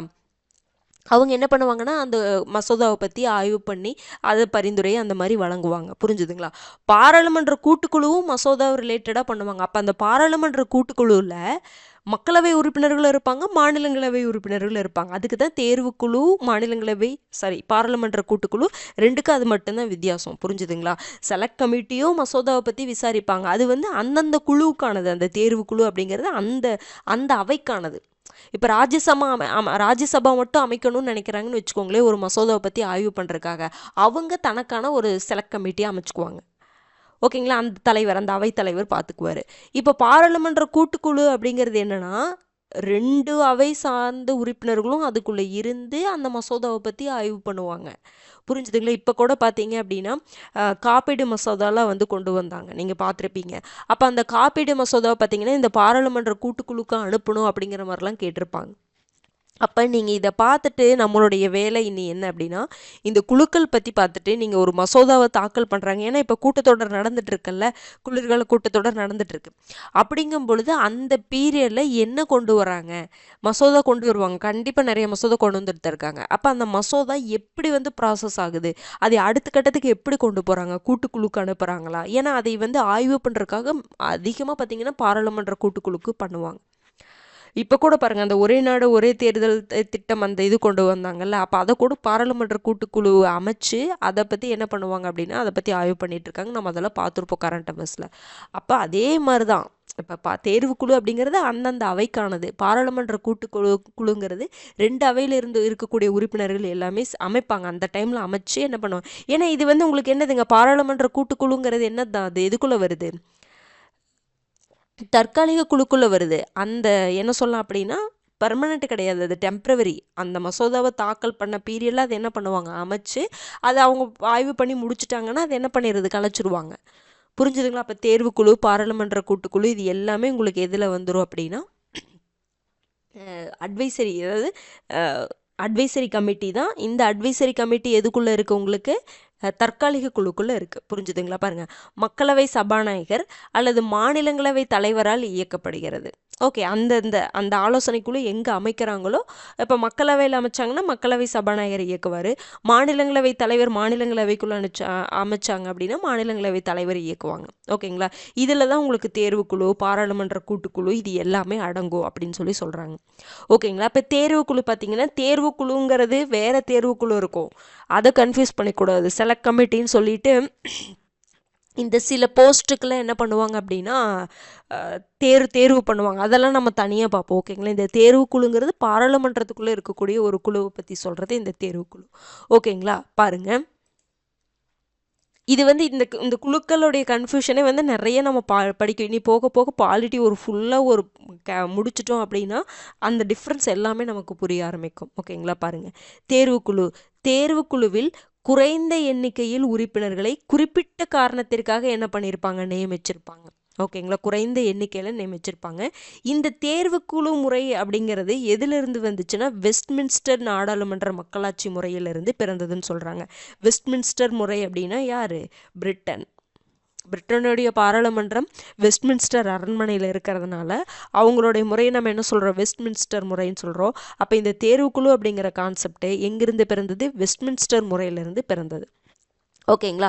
சரி, இப்போ இந்த தேர்வுக்குழுவை பற்றி மாநிலங்களவை விதிகள் மற்றும் நடைமுறையின் உறுப்பு 125 கீழ் கொடுக்கப்பட்டிருக்கு. அதே மாதிரி லோக்சபாவில் 303 கொடுக்கப்பட்டிருக்கு இந்த தேர்வுக்குழுவை பற்றி. ஏன்னா தேர்வுக்குழுங்கிறது மக்களவையிலையும் அமைப்பாங்க, மாநிலங்களவையும் அமைப்பாங்க.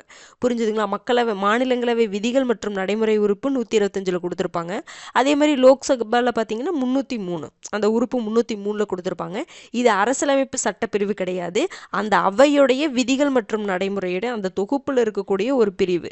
ஓகேங்களா? பாருங்க, மாநிலங்களவை விதிகள் மற்றும் நடைமுறையின் உறுப்பு 125 கீழ் எந்த ஒரு சட்ட முன்வரைவையும் அப்படின்னு சட்ட மசோதாவையும் தேர்வுக்குழுவுக்கு அனுப்பும்படி எந்த ஒரு உறுப்பினரும் தீர்மானம் கொண்டு வர முடியும். இப்போ நீங்கள் எந்த அவையாகட்டும், மக்களவையாகட்டும், மாநிலங்களவையாகட்டும், ஒரு மசோதாவை தாக்கல் பண்ணுறாங்க அப்படின்னா, ஒரு சட்ட மசோதாவை தாக்கல் பண்ணுறாங்கன்னா அந்த சட்ட மசோதாவை நீங்கள் தேர்வுக்குழுக்கு அனுப்புங்க அப்படின்னு சொல்லிட்டு அங்கே இருக்கக்கூடிய எந்த உறுப்பினரும் என்ன கொண்டு வரலாம், தீர்மானம் கொண்டு வரலாம். இது ரொம்ப ரொம்ப முக்கியமான பாயிண்ட்டு. இது வந்து மாநிலங்களவைனா உறுப்பு 125, லோக்சபானா உறுப்பு 303, அவ்வளோதான். ஓகேங்களா? அப்போ ஒரு சட்ட மசோதாவை அறிமுகப்படுத்துகிறாங்க. அந்த சட்ட மசோதாவை பற்றி இன்னும் தகவல் தேவை, இன்னும் அதை பற்றி ஆய்வு பண்ணணும். நீங்கள் இது என்ன பண்ணுங்கள், ஃபஸ்ட்டு தேர்வுக்குழுக்கு அனுப்புங்க அப்படின்னு சொல்லிட்டு எந்த உறுப்பினரும் என்ன பண்ணலாம், தீர்மானம் கொண்டு வரலாம். அமைச்சர் மட்டும்தான் தீர்மானம் கொண்டு வரணும்னு அவசியம் இல்லை. அந்த பாராளுமன்ற உறுப்பினர் யார் வேணாலும் என்ன பண்ணலாம், தீர்மானம் கொண்டு வர சொல்லி, அதாவது நீங்கள் தேர்வுக்குழுப்புங்க அனுப்புங்க அந்த மசோதாவை அப்படின்னு சொல்ல முடியும். ஓகேங்களா? சரி, இப்போ இவர் சொல்கிற ஒரு உறுப்பினர் வந்து இந்த தீர்மானம் கொண்டு வராங்க, நீங்கள் தேர்வுக்குழுக்கு இந்த மசோதாவை அனுப்புங்க அப்படின்னு சொல்லிட்டு. ஓகேங்களா? அப்போ அந்த தீர்மானம் ஏற்றுக்கொள்ளப்பட்டுச்சு. சரி, நாங்கள் என்ன பண்ணுறோம், தேர்வுக்குழுக்கு அனுப்புகிறோம் அப்படின்னு அந்த தீர்மானம் ஏற்றுக்கொள்ளப்பட்டுச்சு அப்படின்னா அந்த மசோதாவை என்ன பண்ணுவாங்க, தேர்வுக்குழுவுடைய பரிசீலனைக்கு அனுப்புவாங்க. ஓகேங்களா? சரி, இவ்வாறு இப்போ ஒரு தீர்மானம் கொண்டு வரணும் அப்படின்னா, ஓகேங்களா, தீர்மானம் கொண்டு வந்தாச்சு. அப்போ அந்த தீர்மானம் கொண்டு வருவதற்கு தேர்வுக்குழுவின் மொத்த உறுப்பினர்களில் 1/3 பங்கினர் குறைந்தபட்ச உறுப்பினர்களாக அவையில் இருப்பது அவசியம். அப்போ பார்த்தீங்கன்னா இந்த தீர்மானம் கொண்டு வரணும் அப்படின்னா ஓகேங்களா, தீர்மானம் அறிமுகப்படுத்துகிறாங்கன்னா அந்த தேர்வுக்குழுவில் மொத்த உறுப்பினர்களில் 1/3 பங்கினர் குறைந்தபட்ச உறுப்பினர்களாக அந்த அவையில் இருந்தால் மட்டும்தான் என்ன பண்ண முடியும்னா அந்த தீர்மானத்தை கொண்டு வர முடியும். அப்போ அந்த தீர்மானம் கொண்டு வரணும்னாவே தேர்வுக்குழுவில் இருக்கக்கூடிய மொத்த உறுப்பினர்களில் 1/3 பங்கினர் குறைந்தபட்ச உறுப்பினர்களாக இருக்கணும். அப்போ தான் அந்த அவையில் இருக்கணும். அந்த தீர்மானம் கொண்டு வரக்கூடிய அந்த அவையில் தேர்வுக்குழுவுடைய மொத்த உறுப்பினர்களில் 1/3 பங்கு பேராவது அங்கே இருக்கணும். அப்போ தான் அந்த தீர்மானத்தையே கொண்டு வர முடியும் அப்படின்னு சொல்கிறாங்க. புரிஞ்சுதுங்களா? இவ்வாறு முன்மொழியப்படும் அப்படி சரி 1/3 பங்கினர் அங்கே இருக்கிறாங்க அப்படின்னா இவ்வாறு முன்மொழியப்படும் தீர்மானம் வெற்றி தோல்வியின்றி முடிந்தால் அவைக்கு தலைமை ஏற்பவரின் முடிவே இறுதி முடிவாகும். சரி, இப்போ இந்த தீர்மானத்தை கொண்டு வராங்க. அந்த தீர்மானத்தில் கொண்டு வரும்பொழுது அந்த தேர்வுக்குழு அமைச்சிருப்பாங்கள முன்னாடியே அந்த தேர்வுக்குழுவின் மொத்த உறுப்பினர்கள் இருப்பாங்க. ஓகேங்களா? அப்போ 30 பேர் அந்த தேர்வுக்குழுவில் இருக்கிறாங்கன்னா அந்த தீர்மானம் கொண்டு வர்றதற்கு அங்கே எத்தனை பேர் இருக்கணும்? 10 பேர். 1/3 பங்கா 10 பேர் அங்கே குறைந்தபட்ச உறுப்பினர்களாக இருந்து அந்த தீர்மானத்தை கொண்டு வராங்க. அப்படி கொண்டு வரும் பொழுது அது ஜெயிக்கவும் இல்லை வெற்றி இல்லை, சம அளவில் 5 பேர் இதுக்கு சப்போர்ட் பண்ணுறாங்க, 5 பேர் இதுக்கு சப்போர்ட் பண்ணல, சம அளவில் இருந்து அப்போ வெற்றி தோல்வி அப்படின்ட்டு இல்லாமல் எதுவுமே இல்லாமல் முடிஞ்சிருச்சு அப்படின்னா அப்போ யாருடைய முடிவுக்கு அதை அனுப்பணும்? அவைக்கு தலைமை ஏற்பவர், மக்களவைனா மக்களவை தலைவர், மாநிலங்களவைனா மாநிலங்களவை தலைவருக்கு அவர் தான் முடிவெடுக்க முடியும் அந்த மசோதா தொடர்பாக. ஓகேங்களா? பாருங்க, சட்ட முன்வரைவில் குறிப்பிட்ட ஏதேனும் ஒரு அம்சம் குறித்து ஆய்வு செய்யப்பட வேண்டுமெனில் அதற்கென ஒரு துணைக்குழுவை தேர்வுக்குழு அமைத்து கொள்ளலாம். இப்போ என்ன பண்ணுறாங்க, அந்த மசோதாவை ஓகே சப்போர்ட் கிடச்சிருச்சு. ஓகேங்களா? வெற்றி அந்த தேர்வுக்குழுடைய அந்த தீர்மானத்தை கொண்டு வராங்க. ஓகேங்களா? பாருங்கள், நம்ம முன்னாடி என்ன பார்த்தோம்?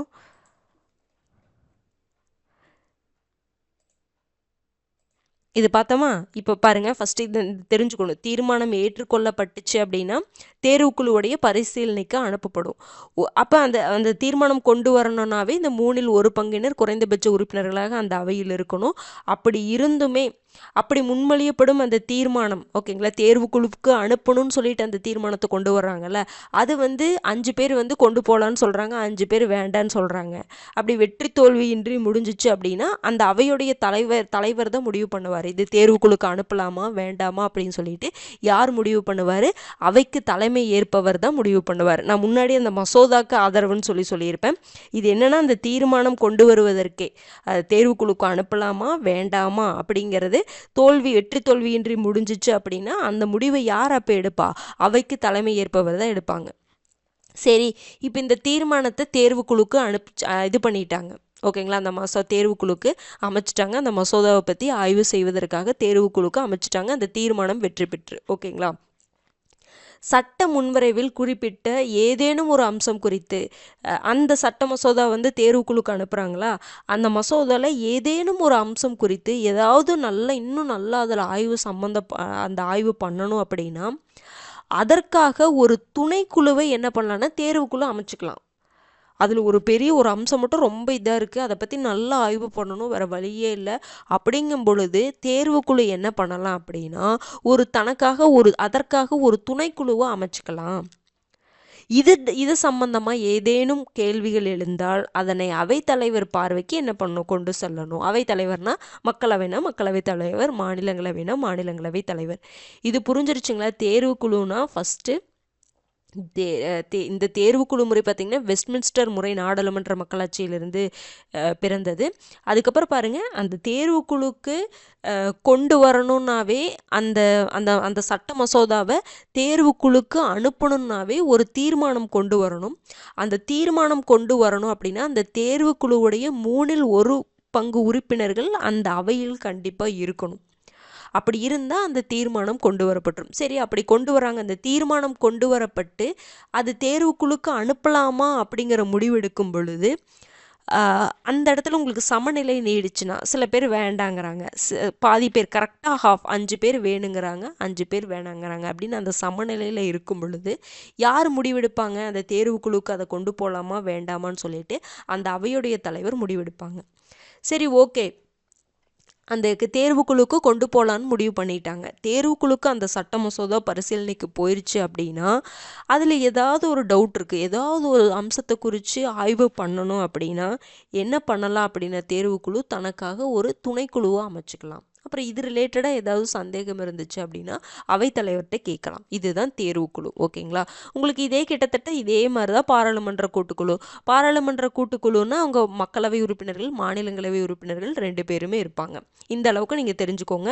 பாராளுமன்ற கூட்டுக்குழு மட்டும் நீங்கள் கரண்ட் அஃபேர்ஸில் வரும்பொழுது கொஞ்சம் இந்த மசோதாவை தாக்கல் பண்ணுறாங்கல்ல, மசோதாவை தாக்கல் பண்ணும் பொழுது முக்கியமான மசோதாக்களுக்கெல்லாம் பாராளுமன்ற கூட்டுக்குழுக்கு அமைச்சு அதுக்கு ஒரு தலைவரை நியமிப்பாங்க.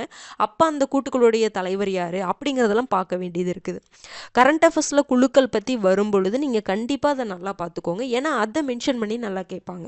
மற்றபடி இதில் ரொம்ப டீப்பாலாம் போய் கேட்க மாட்டாங்க. மெயினாக மெயினானது எல்லாமே பார்த்துட்டோம். பொது கணக்கு குழு பார்த்துட்டோம், மதிப்பீட்டு குழு பார்த்துட்டோம், பொதுத்துறை நிறுவனங்கள் குழு பார்த்துட்டோம், அது போக இந்த தேர்வு குழுவை பற்றி பார்த்துட்டோம்.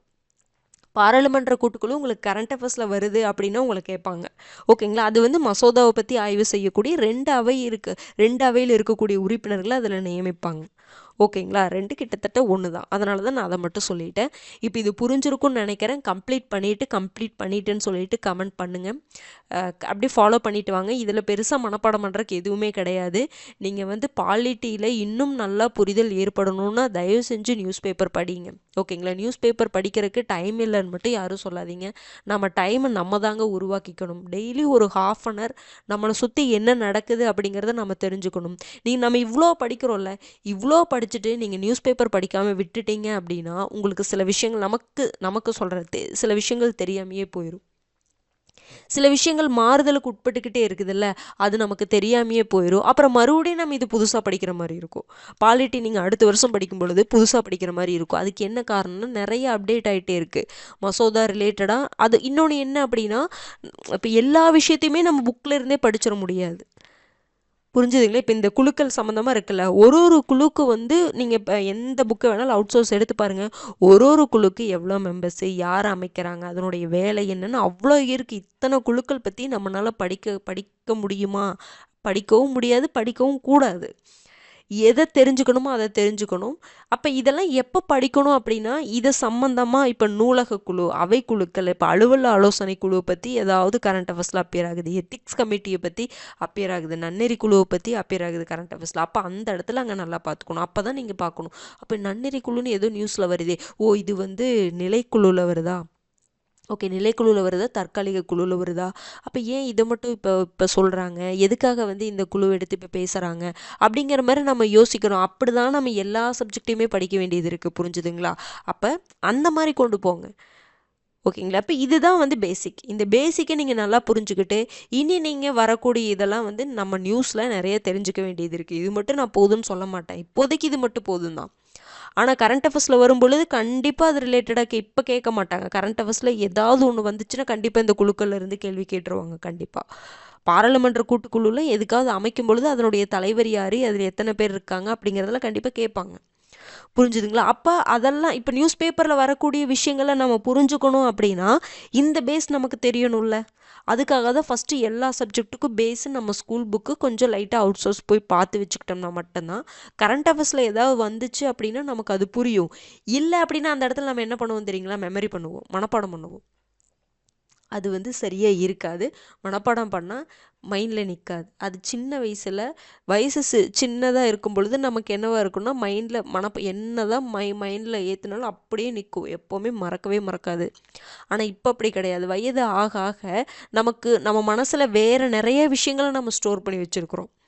இது நம்ம மைண்டில் நிற்காது. அதுக்காக சொல்கிறோம். அப்போ வந்து சின்ன வயசில் நமக்கு பொறுப்புகள் இருக்காது, எதுவுமே இருக்காது. அப்போ எதுவுமே நம்ம மைண்டு ஃப்ரீயாக இருக்கும். நம்ம என்ன படித்தாலும் நல்லா மைண்டில் மனப்பாடம் பண்ணால் ஏறிக்கும், புரிஞ்சு படிக்கலினாலும். ஆனால் இப்போது நாம் புரிஞ்சு படித்தா மட்டும்தான் நம்ம மனசில் நிற்கும். மனப்பாடம் பண்ணால் மனசில் நிற்காது. இதுதான் காரணம். ஏன்னா நம்ம வேறு நிறைய விஷயங்களை மனசில் போட்டு வச்சுருக்கோம்ல, அதை யோசிச்சுட்ருக்கோம். இதையும் சேர்த்து பார்க்கும் பொழுது நம்ம எதோ ஒன்று மறந்து தானே ஆகும். ஓகேங்களா? அதுக்காக தான் சொல்கிறேன், ஃப்ரீயாக படிங்க. ஃப்ரீயாக படிக்கணும் அப்படின்னா நம்ம புரிஞ்சு படிச்சுக்கலாம். புரிஞ்சு படிக்கிறது நிறைய விஷயங்கள் நம்ம படிச்சுக்கிட்டே இருக்கணும். நிறைய விஷயங்களை கற்றுக்கிட்டே இருந்தோம் அப்படின்னா நமக்கு மறக்காது. டெஸ்ட்டு நிறைய போட்டு பார்த்துட்டே இருந்தால் நமக்கு மறக்காது கண்டிப்பாக. ஓகேங்களா? மறந்த மாதிரி இருக்கும் சில டைம்லாம். ஆனால் நீங்கள் டெஸ்ட்டு போட்டுக்கிட்டே இருக்கிறீங்க அப்படின்னா அது கண்டிப்பாக மறக்காது. ரிவைஸ் பண்ணிக்கிட்டே வாங்க. வாரத்தில் ஒரு நாள் ரிவிஷனுக்குனே ஃபுல்லாக ஒதுக்கிடுங்க. நான் அன்றைக்கி எதுவுமே டெய்லியும் ஒரு அரை மணி நேரம் ரிவிஷனுக்கு ஒதுக்குங்க. இல்லை டைம் நிறைய இருக்கிறவங்க 1 மணி நேரம் கூட ஒதுக்கலாம். அரை மணி நேரம் ரிவிஷனுக்கு ஒதுக்குங்க டெய்லியும். வாரத்தில் ஒரு நாள் ஃபுல்லாக ரிவிஷனுக்கே ஒதுக்குங்க. ரிவிஷனுக்கு அதிகமாக டைம் கொடுங்க. 3 வாரத்துக்கு ஒரு தடவை நம்ம இப்போ ரிவிஷன் பண்ணிகிட்ருக்கோம். அந்த ஒரு வாரம் ஃபுல்லாக ரிவிஷன். அப்போ ரிவிஷனுக்கு அதிகமாக இம்பார்ட்டன்ஸ் கொடுக்க நம்ம மனசில் நல்லா அது ஸ்டோர் ஆகும். ஃபஸ்ட்டு படித்தோன்னா மனப்பாடம் ஆகும், நல்லா மைண்டில் நிற்கும். அடுத்த ஒரு 3 வாரம் கழித்து அது மறந்து போயிடும். கண்டிப்பாக மறந்து போயிடும். அது இயல்பு தானே. அப்போ அது என்ன பண்ணும், மறுபடியும் ரிவைஸ் பண்ணும். எக்ஸாம் போகும் பொழுதுலாம் நமக்கெல்லாம் நல்லா மைண்டில் ஸ்டோர் ஆகிருக்கணும். அப்போ உட்காந்து நமக்கு மறந்துருச்சு நம்ம வருத்தப்படுற மாதிரி இருக்கக்கூடாது. அந்த எக்ஸாம் கடைசி அந்த 1 மாதம்லாம் ஃபுல்லாக டெய்லி ஒரு டெஸ்ட்டு போட்டுக்கிட்டே இருக்கணும். டெய்லி ஒரு டெஸ்ட் இல்லை, டெய்லி 2 டெஸ்ட்டு மட்டும்தான் போட்டு பார்க்குற மாதிரி நீங்கள் மைண்டை ஃபிக்ஸ் பண்ணிக்கோங்க. ஓகேங்களா? அப்போ நீங்கள் இப்போ டைம் இருக்குது நமக்கு. அப்போ அந்த டைமுக்குள்ளே நம்ம இதெல்லாம் படிச்சிடணும், எப்படியாவது படிச்சிடணும். அப்போ நம்ம மறுபடியும் எப்போவுமே ஒரு எக்ஸாமுக்கு நம்ம இந்த தப்பு பண்ணுவோம், ஞாபகம் இருக்குங்களா? கடைசியில் 1 மாதம் உட்காந்தது எல்லாமே படிப்போம். இப்போ புதுசாக அதெல்லாம் நிறைய படிப்போம்.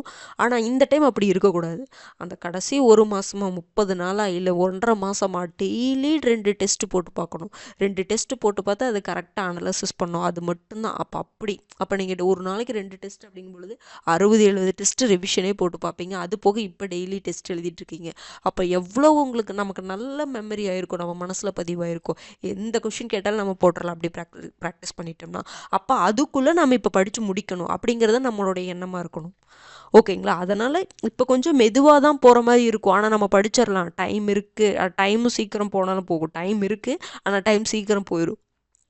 அப்போ கிடைக்கிற ஒரு டைமுமே நமக்கு வேல்யூபிளான டைம். அதனால் அதை சரியாக பயன்படுத்திக்கோங்க. இதை மட்டும் ஃபிக்ஸ் பண்ணிக்கோங்க.